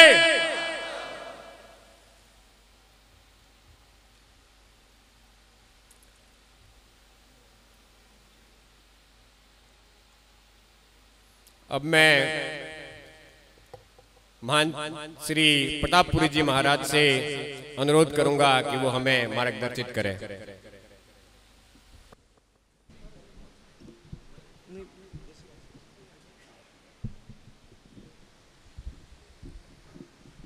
हरिओम। जय जय श्री राम, जय जय श्री राम। भारत माता की वंदे। जयकारा वीर बजरंगी। ऊर्जावान युवा शक्ति की सभा के अंदर आज मुझे उपस्थित होने का सौभाग्य मिला है। नौखा की इस पावन पवित्र धरा पर राष्ट्र से विचारों से ओतप्रोत, राष्ट्रीय चिंतन से ओतप्रोत, राष्ट्रभक्ति से ओतप्रोत सम्मानित मंच, सम्मानित सभागार को मैं प्रणाम करता हूं, वंदन करता हूं। मेरे से पूर्व अपनी एक विशिष्ट शैली में माननीय ईश्वर जी भाई साहब बहुत तार्किक, मार्मिक और तथ्यात्मक हम सबको पाथे दे रहे थे। माननीय भाई साहब को भी वंदन है, ईश्वर जी भाई साहब को, पूज्य स्वामी जी महाराज को प्रणाम। इस सभागार में हम सबको मार्गदर्शन देने ऐसे सुधीजन जो आए हैं, जिनका दीर्घ अनुभव रहा है जीवन का, समाज के प्रति, राष्ट्र के प्रति, ऐसे नींव के पत्थर विभिन्न संगठनों से जुड़ करके समगच्छध्वम समवदध्वम सम्भो बनांसी जानताम का सूत्र हम सब युवाओं के हृदय में अंतरंग कराने वाले संघ के सभी बंधुओं को प्रणाम है। मुझे कुछ पंक्तियां याद आ रही थी, प्रजा बौद्धिक ईश्वर जी भाई साहब का चलता है, वो एक विशिष्ट शैली होती है और हम सबको वो पंक्तियां पुनः याद करवाते हैं। हम कौन थे, क्या हो गए और होंगे क्या अभी। हम कौन थे, क्या हो गए और होंगे क्या अभी। आओ मिलकर विचारें ये समस्याएं सभी। ये पंक्तियां राष्ट्र कवि मैथिलीचरण गुप्त की है। वो पुनः हम सबको झकझोर के रखती है। ऐसा ही भाई साहब का उद्बोधन पाथ्य था और बहुत बारीकी से हम सबको अच्छी तरह समझाया भी है। वास्तव में इतिहास की तरफ जब दृष्टिपात करते हैं तो गरिमामय इतिहास से चलते चलते हम कहां से कहां पहुंचे हैं। शिखर से शून्य तक पहुंच करके अब पुनः हम शिखर पर चलने के लिए तैयार हो चुके, इतना मुझे विश्वास है आप सबको देख करके। आपके पुरखों ने, आपके पूर्वजों ने मानव को मानव भी बनाया, मानव को ज्ञान दिया, मानव को विज्ञान दिया, मानव को आध्यात्मिकता दी, मानव को गुण दिए, मानव को तत्व दिया। ये सब कुछ आपके पुरखों ने, आपके ऋषियों ने दिया। मैं दो बातें प्रश्नात्मक ढंग से करते हुए बात को आगे आपके सामने रखना चाहता हूं। अच्छा लग रहा है ये सभागार के अंदर बड़े संभ्रांत और राष्ट्र प्रेमी लोग बैठे हैं।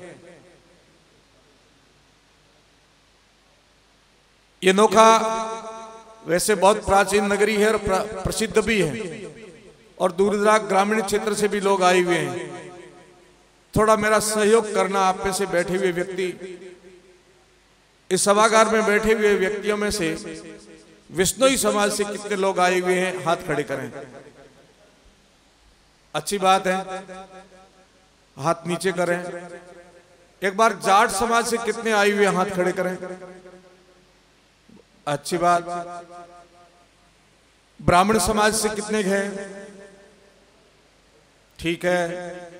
राजपूत समाज से कितने हैं? हमारे भील समाज से कितने हैं? मेघवाल समाज से कितने हैं, माली समाज से कितने हैं, सुथार समाज से कितने हैं। ये दृश्य आप देख रहे हो ना सब, कहीं 10 हाथ खड़े हो रहे हैं, कहीं 2 हाथ खड़े हो रहे हैं, कहीं 5 हाथ खड़े हो रहे हैं। अब एक बात कहता हूं कि हिंदू समाज से कितने हाथ खड़े करना, ये दृश्य देख लो आप। भारत माता की, बस यही कमी है, इसी को पकड़ना है, इसी को पकड़ना है। जब हमारे अंदर ये भाव आ जाएगा ना, उस दिन संगठन के साथ, संघ के साथ खड़े होंगे तो विश्व विजेता आप ही थे और आप ही विश्व विजेता बनोगे। और हमारा एक नारा भी है, किरणवंतो विश्व मारियम। पूरे विश्व को विजय करने की कोई शक्ति रखता था और पूरे विश्व का कोई गुरु था और पूरे विश्व की महान शक्ति थी, ये भारत थी। और मुझे आशा है, और ये भविष्यवाणियां किसी तत्ववेता ऋषि की है, दार्शनिक योगियों की भविष्यवाणियां हैं कि आने वाले समय में स्वर्णिम दिन इस भारत का होगा, भारत के युवाओं का होगा।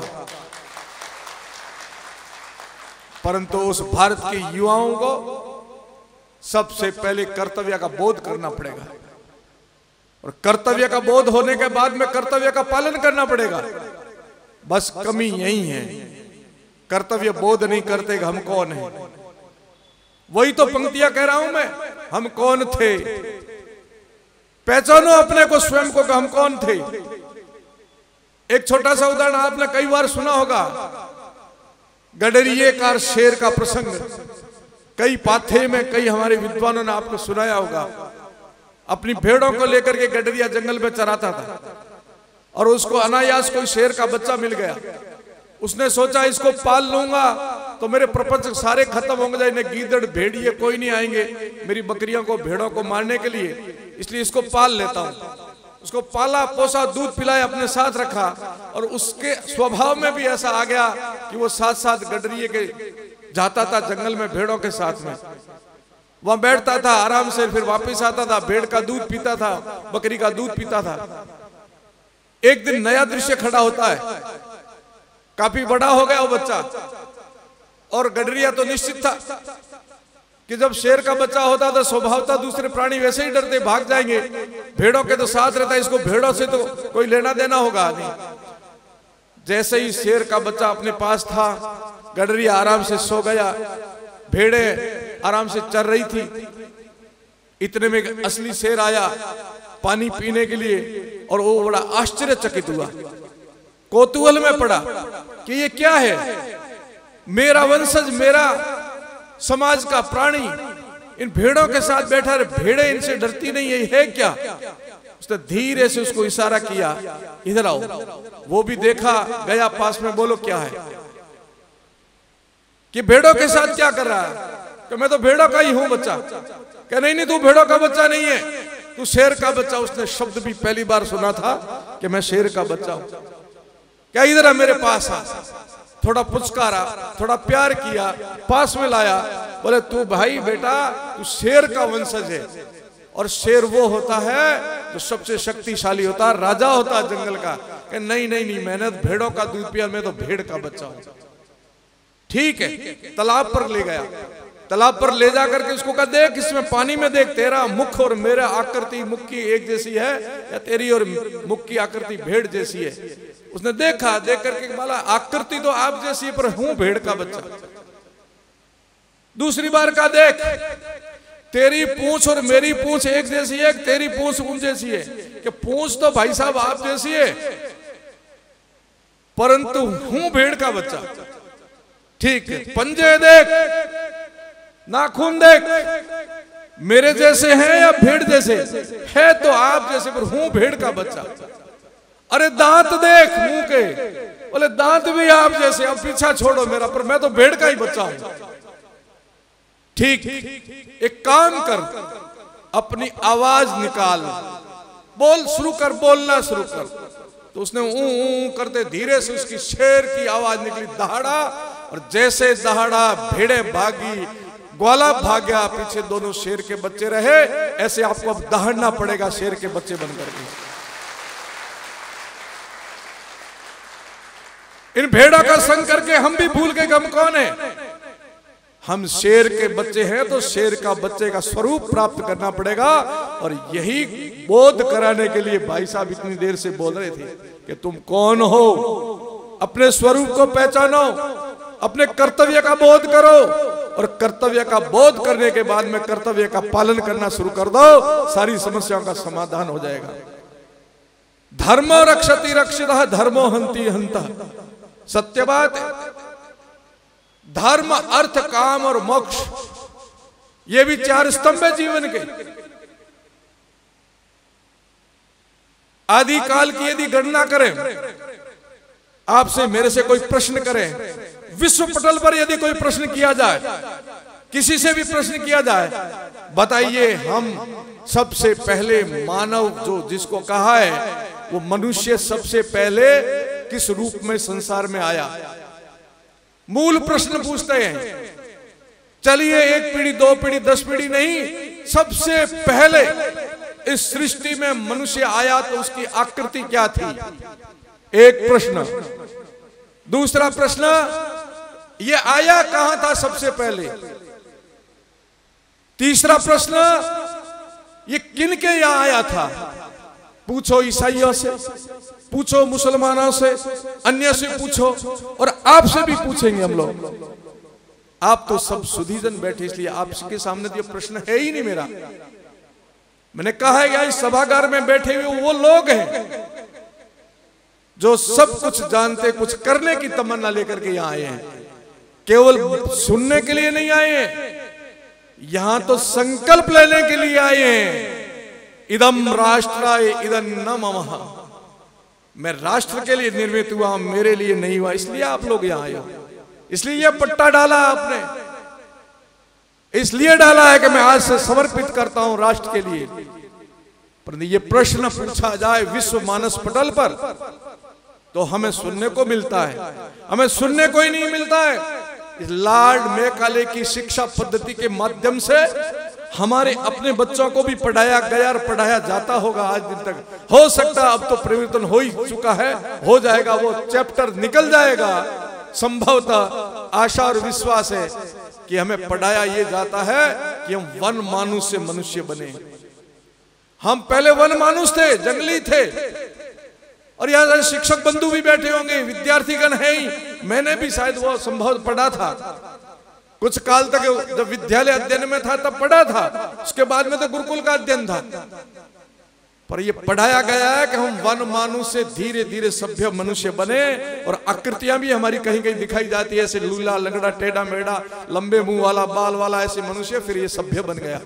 हम बंदरों की औलाद थी, हम वन मानुष थे, और धीरे धीरे इतने सभ्य मनुष्य बने।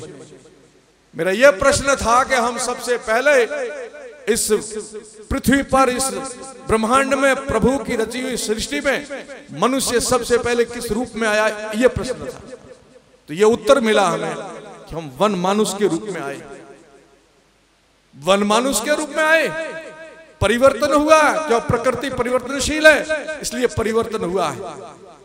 पर एक प्रश्न इसके साथ दूसरा खड़ा होता है कि केवल इस मनुष्य में परिवर्तन आया है। आप बताइए भैंस पहले कैसी आई थी संसार में। जब संसार में सबसे पहले भैंस का अवतरण हुआ तब कैसी थी, अब ऐसी, उसका रूप बताना पहले।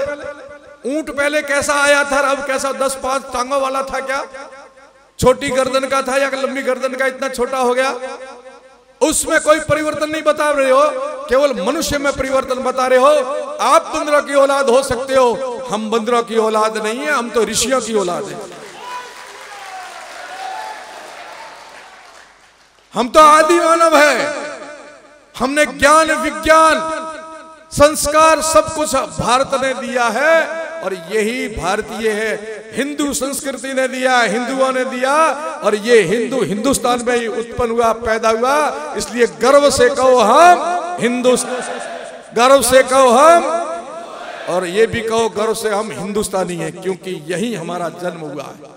सबसे पहला आदि मानव पृथ्वी पर आया तो वो भारत में ही आया था और ऋषि के रूप में आया था। इसलिए हमें तो बहुत गर्व है, हम आजकल के संतति नहीं है। जब से सृष्टि की रचना की भगवान ने तब से हम यहाँ आए हुए हैं और पूरे विश्व का ज्ञान दिया था। पूरे विश्व के गुरु थे, सोने की चिड़िया थी, महाशक्ति थी। हम कौन थे और अब हम क्या हो गए? चक्रवर्ती राज करने वाले सिकुड़ते सिकुड़ते सिकुड़ते एक देश तक आ गए। वो भी भाई साहब ने कह दिया कि इस देश को भी क्या बना रखा है? धर्मनिरपेक्ष। धर्मनिरपेक्ष एक बना करके रख दिया है। धर्मनिरपेक्ष शब्द का अर्थ भी क्या कर दिया इन्होंने। तो हम तो वो हैं, हमें इस बात का गर्व है, परंतु ये कमी वास्तव में है।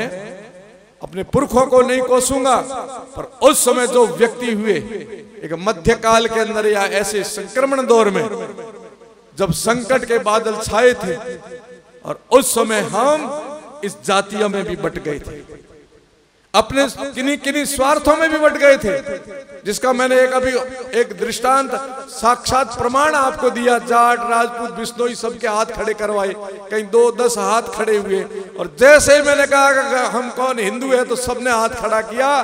ये एक दृश्य उस समय देश के विभिन्न जगह ये बना। मैं तो जाट हूं, मैं राजपूत हूं, मैं मोची हूं, मैं मेघवाल हूं, मैं ब्राह्मण हूं। जब ये दृश्य बना तब जो दुश्मन थे हमारे देश के, आताताई थे, विदेशी थे, उन्होंने मौके का फायदा उठा करके एक एक को तोड़ा। और ये ईश्वर जी भाई साहब का एक उदाहरण भी मैंने पहले कभी सुना, शायद आपको याद होगा, कि एक किसान को 4 लोगों को पीटना था। उस किसान ने योजना बनाई, क्योंकि उन चारों ने उस किसान के खेत में से तरबूज तोड़ लिए थे, मतीरे। किसान अकेला था। किसान ने सोचा कि मैं अकेला और इनको पीटना चाहूं तो ये नहीं पीटेंगे, और चारों अलग अलग जाति के थे। किसान ने योजना बनाई, एक ठाकुर था, एक ब्राह्मण था, एक और कोई था, सुथार था, दर्जी था, उन सबको अलग अलग, एक बनिया था, सेठ था, उन चारों को अलग अलग जाति का अपना एक बोध कराया। आप तो ठाकुर साहब, अरे ठाकुर साहब थे तो मोरा गामरा धड़ियों थे, 100 तोड़े कालिंग माने कोई फर्क नहीं पड़े, पर ओ महाराज क्यों तोड़े हुई? महाराज ने ठोको हागड़ो, महाराज ने ठोक दिए, तुझे हंगल फोड़ा देगा। हेठ जी थे भी ठीक हो, थे मोरे व्यापार में काम आओ। कारीगर ने सुथार दे गए थे मोरे काम आओ किसान रे, पर ओ ब्राह्मण है नहीं, ओइने कूटो। दूजा 3 देखता रहा, अरे बराबर ना कूटे अपने गई। फिर बारी आई ठाकर साहब री भी आ गई, फिर बारी सुथार री भी आ गई। ठीक इसे एक एक को तोड़ तोड़ करके मारा और पीटा था। यदि वो चारों एक होते तो नहीं हो सकता था। ये एक ऐसा दौर चला था। पुनः वो गलतियां नहीं दोहरानी है, यही कहना मेरा है, यही कहना भाई साहब का है। जो हो गया सो हो गया, अब आगे नहीं होने देंगे। इस बात को बोध करने के लिए आज की सभा और हमारे जीवन का उद्देश्य, भाई साहब ने यही कहा कि हमारे जीवन के उद्देश्य को समझो, केवल कर्तव्य का बोध कराना और कर्तव्य के पालन करने के लिए आगे बढ़ाना। और ऐसा ही आपको भी करना पड़ेगा, अपने कर्तव्य का बोध करना कि हम कौन थे और अब हो क्या गए और क्या हो जाएंगे। यदि यही परिदृश्य चलता गया तो दुस्वप्न देखने वाले दुष्टों का स्वप्न साकार हो सकता, होने तो नहीं देंगे, परंतु हो सकता है, ऐसा भी कभी कभी लगता है।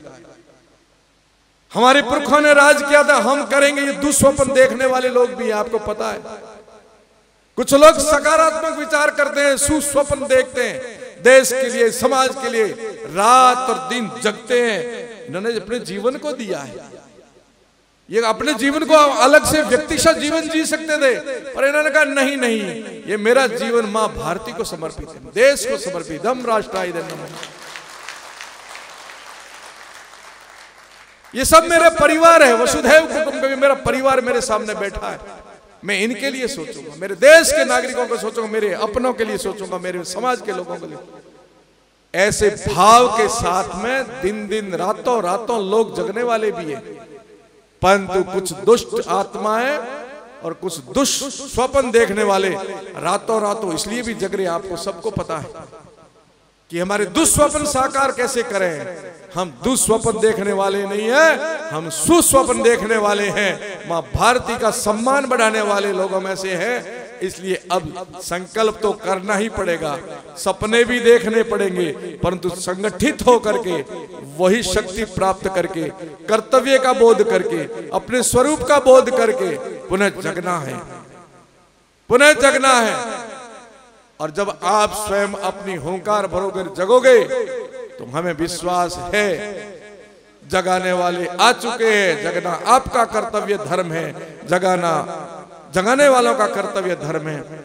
आप और हम सब लोग फिर मिलकर किस राष्ट्र की जो सपने देख रहे निश्चय ही सफल हो गए। कुछ विसंगतियां उनको दूर हम स्वयं को करना पड़ेगा। मैं मेरे जीवन की छोटी छोटी घटना भी आपको बताऊंगा, मैं बताता रहता हूं अक्षरशः।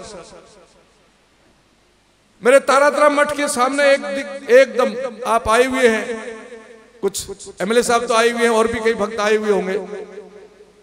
मठ के आगे विद्यालय, सरकारी विद्यालय, विद्यालय के अंदर बहुत सुंदर फर्नीचर आया एक संस्था द्वारा।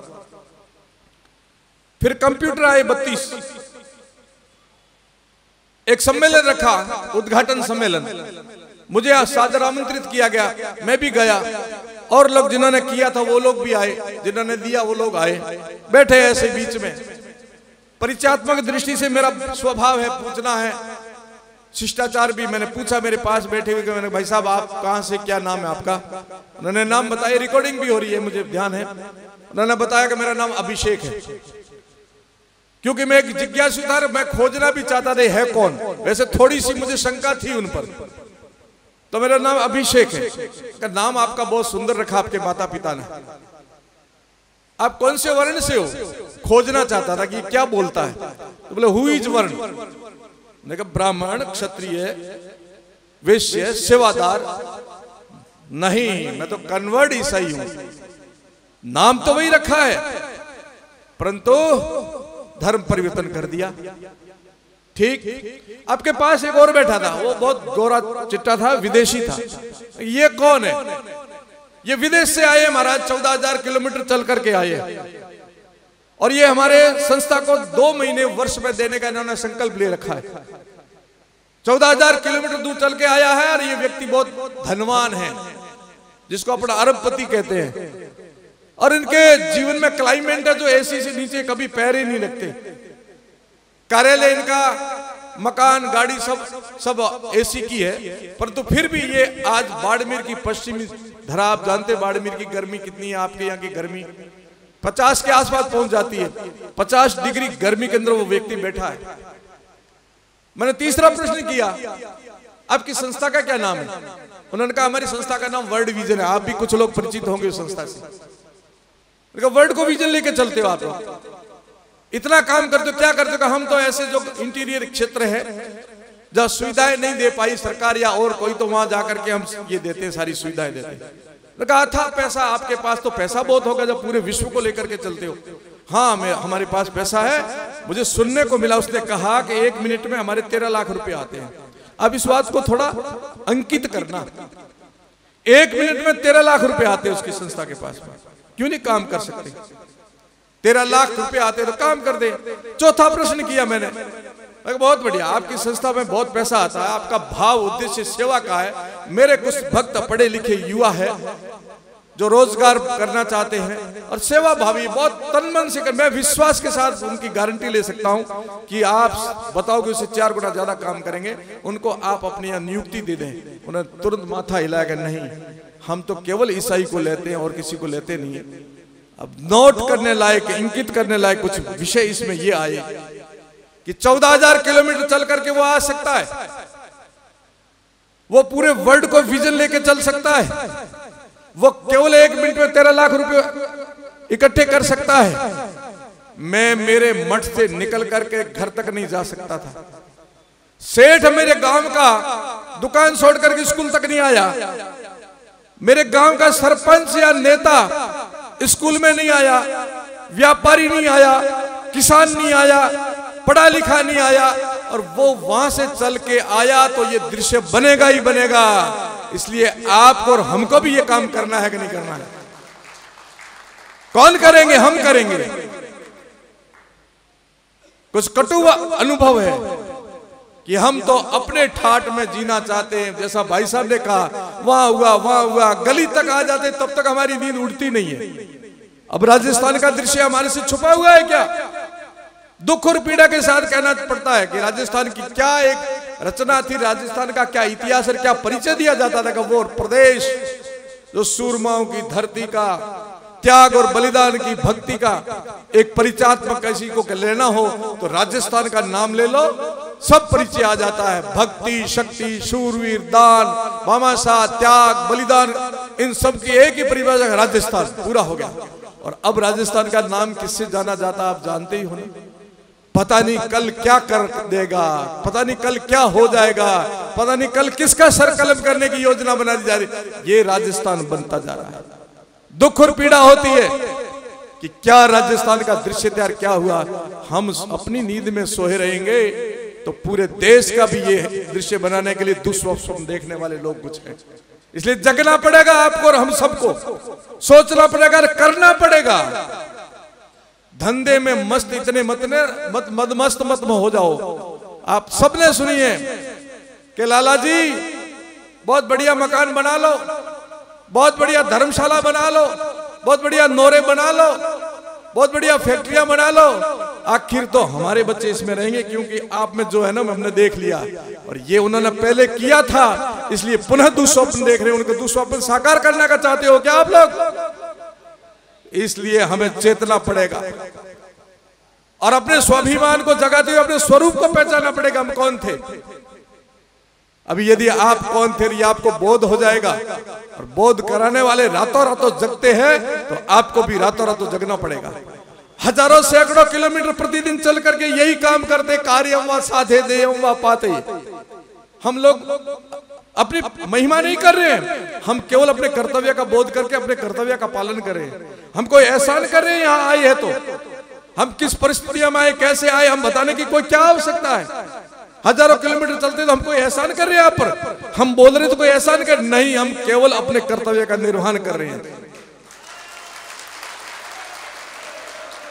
कार्यम व साधे देहम व पाते, या तो अपने कार्य को सिद्ध कर लूंगा अथवा उस सिद्ध करते करते शरीर को लगा दूंगा, दूसरा फिर मांगूंगा ए भगवान मुझे जन्म दे तो इसी धरा पर इसी धर्म में देना, फिर काम करूंगा आगे का। ऐसा ही कर्तव्य बोध आपको करना पड़ेगा।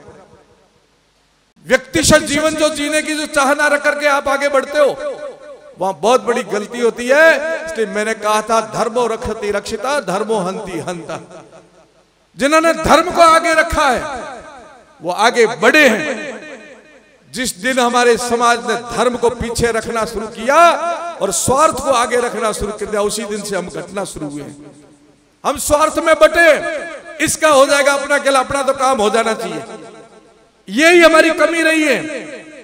जब जब मार खाई है हमने तब अपने स्वार्थ के कारण खाई है। चाहे मुगलों का काल हो, चाहे अंग्रेजों का काल हो, चाहे अब वर्तमान काल हो, हम मात हार जिसको कहते हैं जो खा रहे हैं तो निहित स्वार्थियों के कारण खा रहे हैं। जिन व्यक्तियों ने अपना स्वार्थ ढूंढा और देश को भूला, समाज को छोड़ा, परिवार को छोड़ा कि अपना काम होना चाहिए, अपने को तो जो मिलना चाहिए वो मिल रहा है, बाकी भाड़ में जाए। उस समय भी हुआ, आज भी हो रहा है, उसके मैं भुक्त भोगी हूं। आपके सब घटना घटी आप सब जानते हो। जो 1.5 लाख थे 50,000 थे, वहां हुआ क्या? स्वार्थ के कारण हुआ और कुछ नहीं हुआ। उस स्वार्थ अब भी रखोगे तो पुनः वो दृश्य खड़ा होता है। इसलिए स्वार्थ को त्याग करके धर्म को आगे रख के चलना है। ये कुछ विचारों पर मैं संयम नहीं रख रहा हूं क्योंकि लगता है वो कहना भी चाहिए। धर्म की ध्वजा पकड़ करके हम लोग निकले थे, उसकी धर्म की ध्वजा आपके विश्वास पर पकड़ के आज भी खड़े हैं कि धर्म की ध्वजा हम मरते दम तक नीचे नहीं आने देंगे, ऊपर रहने देंगे।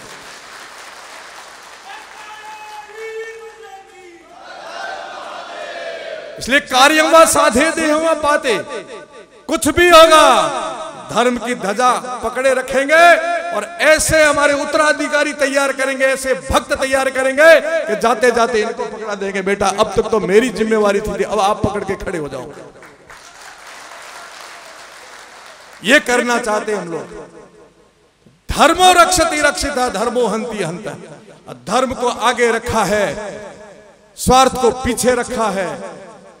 वो परिदृश्य इसलिए बदल गया कि चक्रवर्ती राज करने वाले भी एक देश तक आके धर्म निरपेक्ष बन गए और उन्होंने 84 और 54 देश बना लिए, क्योंकि वो 14,000 किलोमीटर चल के आ रहा है, उसका संत आ रहा है, उसका नन आ रही है, उसके मुल्ले आ रहे हैं, उनके पादरी आ रहे हैं, सब धर्म के प्रचार के लिए आते हैं। हमारे अपने कितने संत निकलते बता दो, कितने व्यापारी निकलते हैं बता दो। जो हमारी है कमियां उसको स्वीकार तो करनी पड़ेगी। कितने पंडित लोग मंदिर छोड़ करके निकलते हैं, कितने सन्यासी लोग मठ छोड़ के निकलते हैं, कितने व्यापारी लोग अपनी व्यापार के प्रतिष्ठान को छोड़ करके निकलते हैं, कितने कर्मचारी छुट्टियां लेकर के क्या घूमने नहीं जाएंगे, हम तो देश के लिए समाज के लिए निकले, कितने निकलते हैं। वो निकलते हैं तो उनका काम होगा ही होगा, और तुम ऐसे बैठे रहोगे तो दृश्य बदल भी सकता और गंभीर हो सकता है। इसलिए अब रुकना नहीं, झुकना नहीं, थकना नहीं और बटना भी नहीं, अब तो आगे बढ़ना है। चरई वेती चलते रहो इस धर्म की ध्वजा को पकड़ करके, और वही पहर कर केसरिया बाना जवाना बढ़ते ही जाना। पुनः विश्व को विश्व गुरु बनाते हुए भारत को विश्व को ज्ञान देने वाले आप ही हो। कुछ बातें गंभीर भाई साहब ने आपको संकेतात्मक कह दिया। आपको कौन सी ऊर्जा प्राप्त करनी है, शारीरिक, मानसिक, आध्यात्मिक और संगठनात्मक, 4 ऊर्जाएं प्राप्त करनी है आपको, 4 शक्तियां संचय करनी है। परिवार का वातावरण वो बनाना है। मारे कहने में को नहीं बाप जी, मैं कहीं करा छोकरा टाबरिया मारे कहने में ही नहीं है। ए तो मोने ही को नहीं, फाटोड़ी पैंट पहरे, यही कपड़ा पहरे, मैं तो कहूँ तिलक लगाओ, ए तो तिलक लगावे को नहीं बाप जी, चोटी राखने कहो थे क्यों तो राखे को नहीं, मैं तो कहो जनेऊ लगाओ, ए तो जनेऊ पहरे को नहीं, मैं घणो कहा मंदिरों में हालो पर बाप जी हाले को नहीं, कहीं करा। हाँ मेरे को बात तो सही है। ऐसा है जिस दिन आप हमारा कहना मानना शुरू करोगे उस दिन आपके बच्चे भी कहना शुरू कर देंगे। आप हमारा नहीं मानोगे तो बच्चे कैसे मानेंगे। आप घर के मुखिया हो, आपने संतान पैदा करी है और आप संस्कार नहीं दे सकते तो काय के माता पिता हो। पहले गुरु आप हो और आपने के स्वप्न के अंदर कुछ ऐसी बातें कहूं मैं आपको।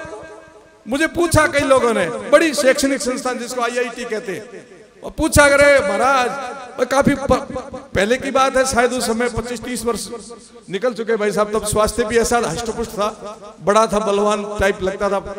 तो भाई साहब और हमने तो काफी दिन साथ में निकाले।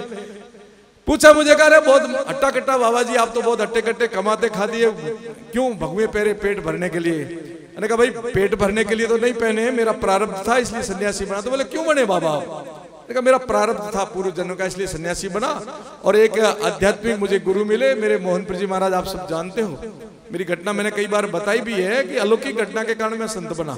मेरी माताजी को पागल कुत्ते ने काट लिया, माताजी ने संकोच से कहा नहीं कि मुझे कुत्ते ने काट लिया, पागल था कुत्ता, कुत्ते को तो मार दिया, 2-2.5 दिन में माताजी पागल हो गई, रेबीज हो गया। डॉक्टरों के पास ले गया, आप में से कोई डॉक्टर भी बैठे होंगे।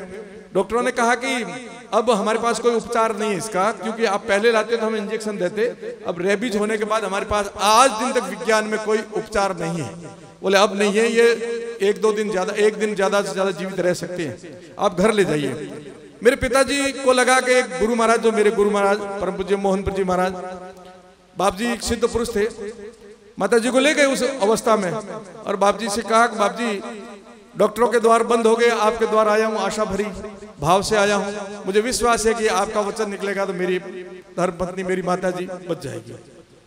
मैं उस समय माँ के पेट में था और 5 या 6 महीने का था।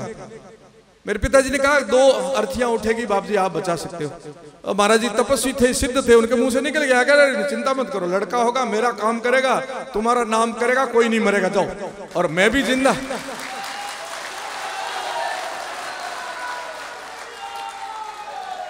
मैं भी जीवित, और मेरी माताजी भी अभी भी जीवित है, 96 साल की है। तो मैंने उनको कहा बच्चों को कि मैं तो इस प्रकार से सन्यासी बना के एक सिद्ध पुरुष की वचन से भी बना, मेरा प्रारब्ध था उनके चरणों में जाने का। अब मेरे जीवन का उसने उद्देश्य पूछा, तो आपके जीवन का उद्देश्य क्या है? मैंने कहा मैं संतत्व धर्म का पालन करूंगा, मेरा भजन मेरा कर्म करना मेरा एक व्यक्तिगत जीवन है, परंतु संत होता सरवर तरवर संत जन चारों धारी देर परमार्थ के लिए मैं परोपकार काम करूंगा, मैं धर्म का कार्य जो गुरु परंपरा आई है कि अपने भक्तों को भटके हुओं को मार्ग बताओ, उस मार्ग पर चलाने के लिए प्रेरित करना मेरे जीवन का उद्देश्य है। ये भाव रखा। दूसरा प्रश्न मैंने उनसे किया कि तुम लोग साधु बनना चाहते हो कि गृहस्थी बनना चाहते हो? सब हंसे कि क्यों बाबा क्यों बड़ा थे ये घड़ाई हो, मैं तो हमारा गृहस्थ में जाना चाहूँ, ब्याह करना चाहूँ। मैंने कहा क्यों करना चाहते हो विवाह, इसका उत्तर दो आप। जब मेरे से आपने पूछा कि आप सन्यासी क्यों बने, मैंने उत्तर दिया, तो मैं आपसे भी पूछना चाहता हूँ कि आपने विवाह क्यों किया, अथवा क्यों विवाह करना चाहते हो, अथवा क्यों विवाह करवाना चाहते हो? आप सब इधर उधर देखोगे, बाबा जोर प्रश्न करे हो, कोई पूछने वाली बात है? अरे हाँ है, मूल प्रश्न यही है। विवाह किया है, विवाह करना चाहते हो या विवाह करोगे, बहुत बड़ा एक उद्देश्य आपके जीवन का गृहस्थी का, वो है वंश की बेल बढ़ाने के लिए जाते हो आप, ना कि भोग के लिए जाते हो। वंश की बेल बढ़ाने के लिए जाते हो, और ऐसी वंश की बेल बढ़े, सर्वा आशा मम मित्रम भवन्तु, चारों दिशाओं में मेरे अपने ही अपने होने चाहिए, इसलिए आप गए हो। अब हम लोग तो चिंता कर रहे हैं कि इतने होंगे तो बाप जी कहने खिलाओ लान, कहीं पिलाओ लान, जमीन कम पड़ जावेला, दुकान छोटी पड़ जाला, मकान छोटा पड़ जाला। कहता हूं जमीन कम पड़ेगी, किनकी पड़ेगी? जमीन कम पड़ेगी जिनके अंदर जमीर नहीं है। बाजुओं में बल रखना, पाकिस्तान भी तुम्हारा हो जाएगा। वहां झंडे गाड़ सकते हो आप, आपका ताकत रखो, जमीर कम मत पड़ने देना। अफगानिस्तान में झंडे गाड़े, हमारे कई किसान है, हमारे नवल किशोर जी गोदारा है, और भी कई लोग हैं हमारे बाड़मेर क्षेत्र के। अफगानिस्तान नहीं, अफ्रीका के अंदर भी झंडे गाड़ करके जमीन लेके बैठे हैं। तुम चिंता मत करो, तुम्हारे खेत छोटे पड़ जाएंगे, तुम तो तुम्हारे कर्तव्य का पालन करो। तुम गृहस्थी हो, वंश की बेल बढ़ाने के लिए गृहस्थ में गए हो, इस बेल को बढ़ने दो। कीड़ी ने कण, हाथी ने मन देने वाले आप नहीं हो। जब आप गर्भ में थे तो आपके माता पिता ने आपका पेट नहीं भरा है। जब शिशु गर्भ में होता, माँ को पता ही नहीं वो क्या खा रहा है, उसको खिलाने वाला जो है ना, वही पालन करने वाला बाहर आएगा तो भी वो पालन करेगा। सब अपना भाग्य लेके आते हैं, इसलिए आप तो अपने कर्तव्य का बोध करो। गृहस्थी हो, आपका कर्तव्य क्या है? क्यों विवाह किया? वंश की बेल बढ़ाने के लिए। और आपने विवाह किया था ना, जो विवाह करे हुए बैठे हैं उनके अनुभव में पूछ लेना।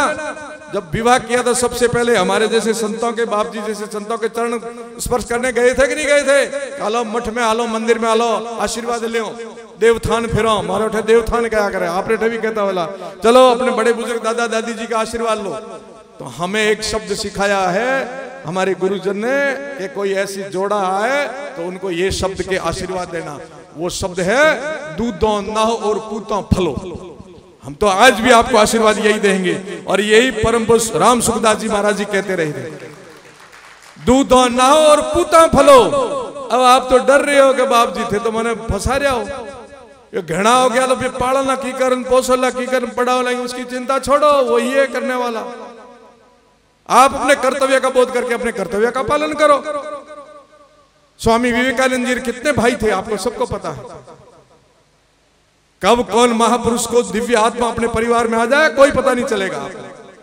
इसलिए अपने कर्तव्य का पालन करो और रिश्ते खत्म मत करो। दो में रिश्ते खत्म हो सकते हैं, हो रहे हैं। दो बहनें हो गई तो भी रक्षाबंधन गया है, किसके राखी बांधती? भाई तो हुआ ही नहीं। मामा किसको कहती? फूफा किसको कहती? ताऊ किसको कहती? काका किसको कहेंगे? रिश्ता खत्म। दो भाई हुए तो बहन वाला रिश्ता खत्म, बुआ मौसी वाला रिश्ता खत्म। तो ये भवन समाज सारे खाली। इस चक्कर में नहीं पड़ना, इसलिए कहते दूधो ना और पूतो फलो। परंतु भीड़ से डरते हो आप लोग कि जनसंख्या है समस्या। जो समस्या पैदा करने के लिए जनसंख्या पैदा कर रहे हैं उनसे समस्या है, परंतु जो देश के विकास के लिए, समाज को ऊपर उठाने के लिए संतान पैदा करते हैं ज्यादा, तो वो समस्या नहीं है, दूसरों के लिए पैदा होते हैं। हम लोग ये कहते हैं हम 10 भाई होने चाहिए कम से कम।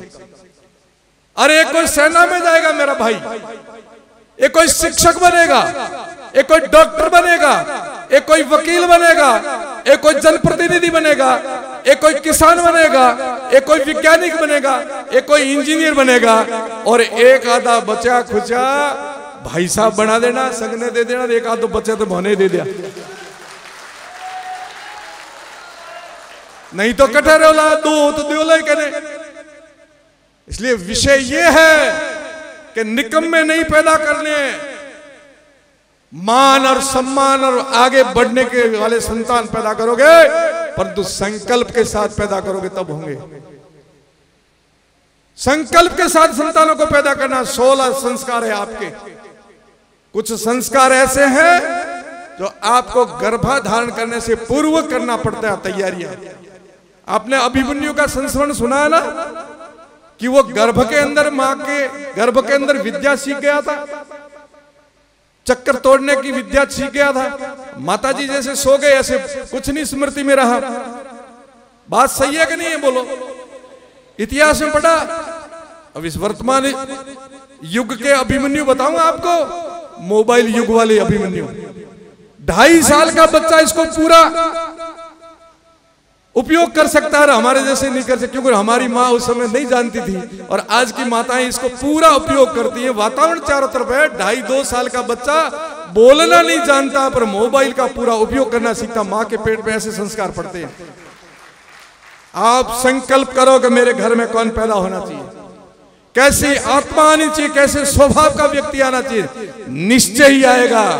परंतु दूसरी विकृति और मानसिकता से आओगे तो फिर कल्पना मत करना कोई दिव्य आत्मा आ जाए भगवान की कृपा से, तो बात अलग है। आपको बहुत बड़ी जिम्मेवारी दी है समाज ने, आप गृहस्थ में गए हो। समाज की वंश की बेल बढ़नी चाहिए, व्यापार बढ़ना चाहिए, यह भी सही बात है, परंतु अपना उत्तराधिकारी भी तो होना चाहिए। पूत सपूत तो क्यों धन संचय, पूत कपूत तो क्यों धन संचय। धन तो बहुत इकट्ठा किया, पर संस्कारों से खाली रख दिया परिवार को, घर को, तो उसको धूड़ कर देगा, उड़ा देगा। इसलिए आप अपने संतान को धन की तिजोरी देने की लालसा मत रखो। आप तो संस्कारों की पोटली देने की करो लालसा, कि मैं संस्कारवान पुत्र दूंगा देश को और समाज को।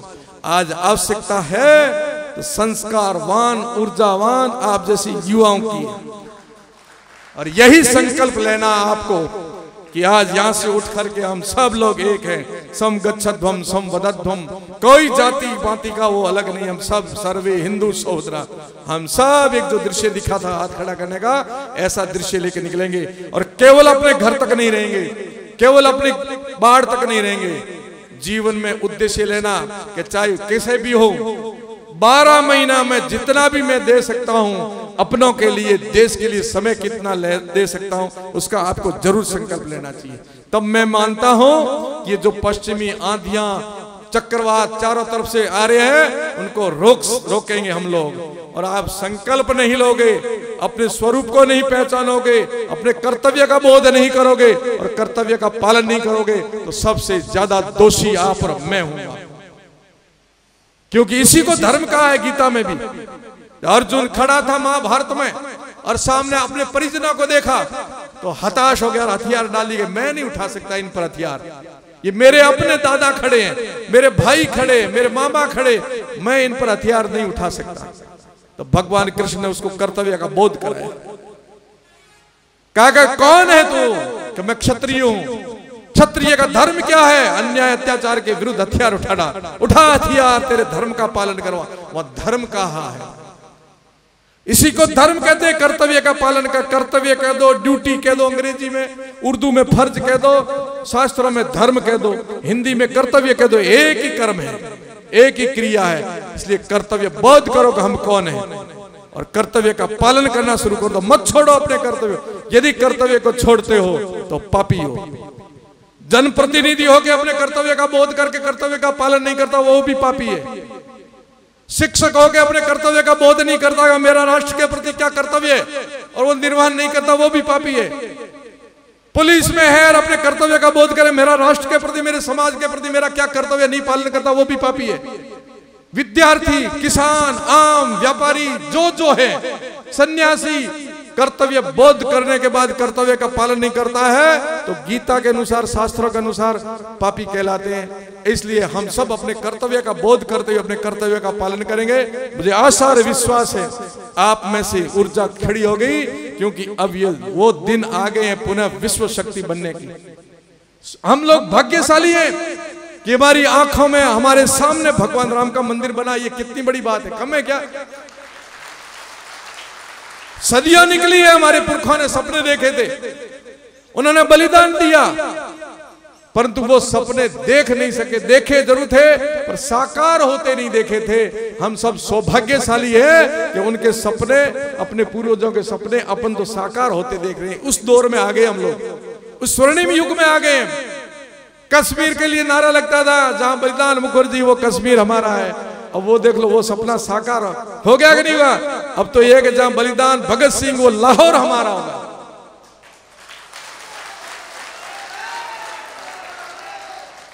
अब कश्मीर तो हो गया, पीयू के आ रहा है। ये तो ठीक है, थोड़ा सा एक बीच में कोरोना आ गया, नहीं तो पता नहीं कब का कब कर लेते। स्वर्णिम युग में आ गए हम लोग, वो दौर आ गया नया, जहां हमारे पुनः आदर्श पुरुष हमें आगे आकर खड़े हो गए। योगी जी और मोदी जी आ गए। इस दौर में जन्म लेना सौभाग्य की बात है। अब तो केवल अपने कर्तव्य का पालन करना बाकी रहा। कर्तव्य का पालन करना है, वही एक दृष्टांत। जैसे रामायण में गिलहरी ने अपना पार्ट अदा किया था सेतु बनाने में, ऐसा अपने को तो सबको अपना कर्तव्य बोध करते अपना पालन करना है। ये स्वर्णिम अवसर चल रहा है। यूक्रेन वाले युद्ध में भी देखा आपने, भारत का तिरंगा लेके निकला तो जाने दो, और दूसरे भी चिपक गए कि इनके साथ अपनी भी गाड़ी पार होगी। हुई कि नहीं हुई? बंदूकें बंद, तोहफे बंद हो गई कि भारत का जा रहा झंडा इसलिए जाने, सब सम्मान दिया। और ये पड़ोसी गीदड़ भी चिपक गया अपने पीछे, क्या फर्क पड़ता है, झंडा तो भारत का लेके बस तो जाएंगे। अभी जापान के अंदर सम्मेलन हुआ, बड़े बड़े राष्ट्राध्यक्ष उपस्थित हुए। आपने एक चित्र देखा होगा, खूब चला, वायरल हुआ। मोदी जी और जापान के प्रधानमंत्री, राष्ट्रपति माने आगे आगे चल रहे थे, अमेरिका, फ्रांस, जर्मन सब पीछे चल रहे थे, और बड़ी शेर और हाथी की चाल में से नीचे आ रहे थे। कितना उनके अंदर स्वाभिमान था मोदी जी के अंदर, कितना आत्मविश्वास और आत्मबल था कि मैं भारत का पुत्र हूं, मैं भारत का शेर हूं, आगे बढ़ूंगा और विश्व पूरा मेरे पीछे चलेगा। पल्ला चला के दिखा दिया। उन्होंने बता दिया कि हम भारत वाले कौन हैं, पूरे विश्व को पीछे चला दिया। विश्व गुरु थे तो हम तो स्वर्णिम अवसर में जी रहे हैं। विश्व पूरा हमारे पीछे चलने के लिए आबाद हो गया है। आइए मां भारती का सम्मान बढ़ाएं, अपने कर्तव्य का बोध करें, अपने संस्कारों को अपने परिवार में रखें, और वो समाज जो सिरमौर था, ऋषियों की संतान थी, वो पुनः आए, एक दूसरे से गले मिले, मिलकर के महाशक्ति बन करके भारत का, हिंदू समाज का सम्मान बढ़ाए। इनके दुस्वप्न हम कभी साकार नहीं होने देंगे। मर जाएंगे, मिट जाएंगे, अक्षुण्ण रहेगा ये भारत, अक्षुण्ण रहेगी ये संस्कृति, क्योंकि ऊर्जावान भारतीय युवा, हिंदू समाज के ये शेर खड़े हो चुके हैं। बहुत बहुत आशीर्वाद, बहुत बहुत शुभकामना। बोलिए भारत माता की।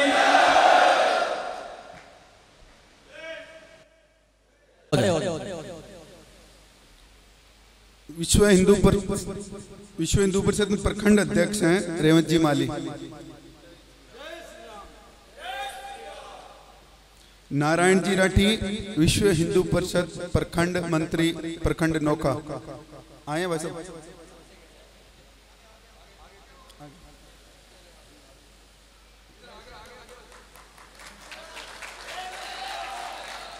पंकज जी जोशी नगर अध्यक्ष नौका।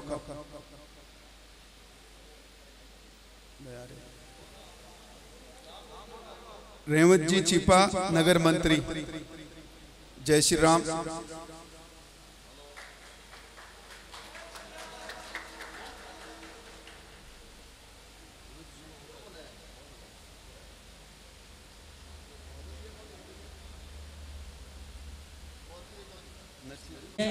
उनको महाराज जी शपथ दिलाएंगे।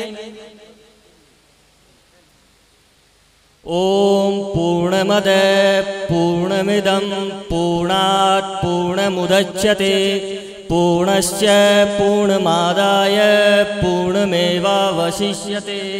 ओम शांति शांति शांति। सच्चिदानंद भगवान की जय। भारत माता की जय। गौ माता की, गंगा माता की, श्री राम जन्मभूमि की, श्री कृष्ण जन्मभूमि की, काशी विश्वनाथ की, पवन सुत हनुमान की। बोलो भाई सब संतन की, बोलो भाई सब भक्तन की। धर्म की अधर्म का, प्राणियों में विश्व का, गोवंश हत्या, धर्मांतरण, भारत अखंड हो। हर हर महादेव। महाराज जी से निवेदन कि त्रिशूल जो धारी है वो अपनी त्रिशूल निकाल ले, दाएं हाथ में अपनी त्रिशूल राइट हैंड में रख ले ऊपर ऐसे करके। और अभी महाराज जी इस त्रिशूल की शपथ हम सभी को दिलाएंगे। आप सभी से निवेदन है कि त्रिशूल राइट हैंड अपने दाएं हाथ में रख ले। खड़े हो जाए।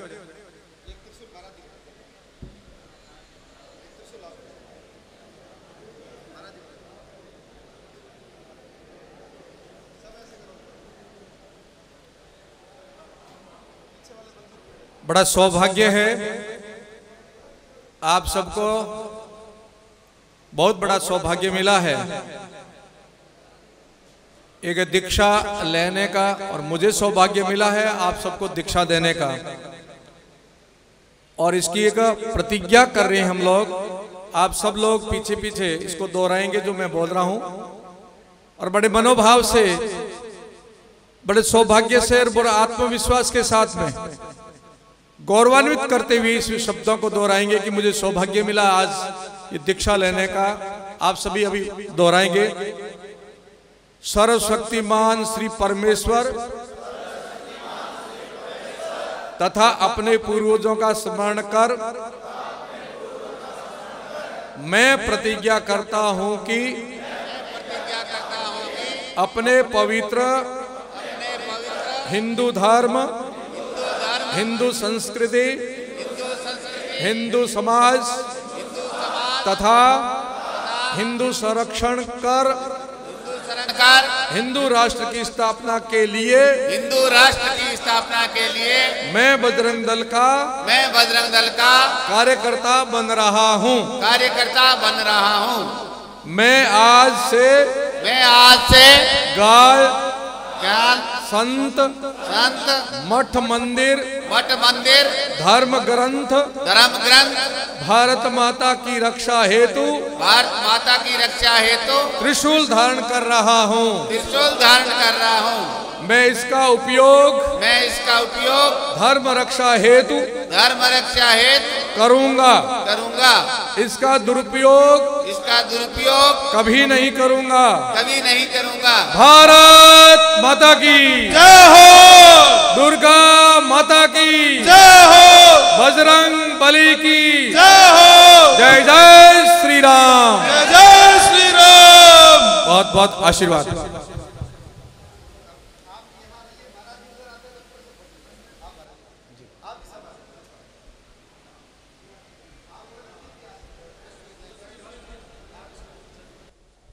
हेलो।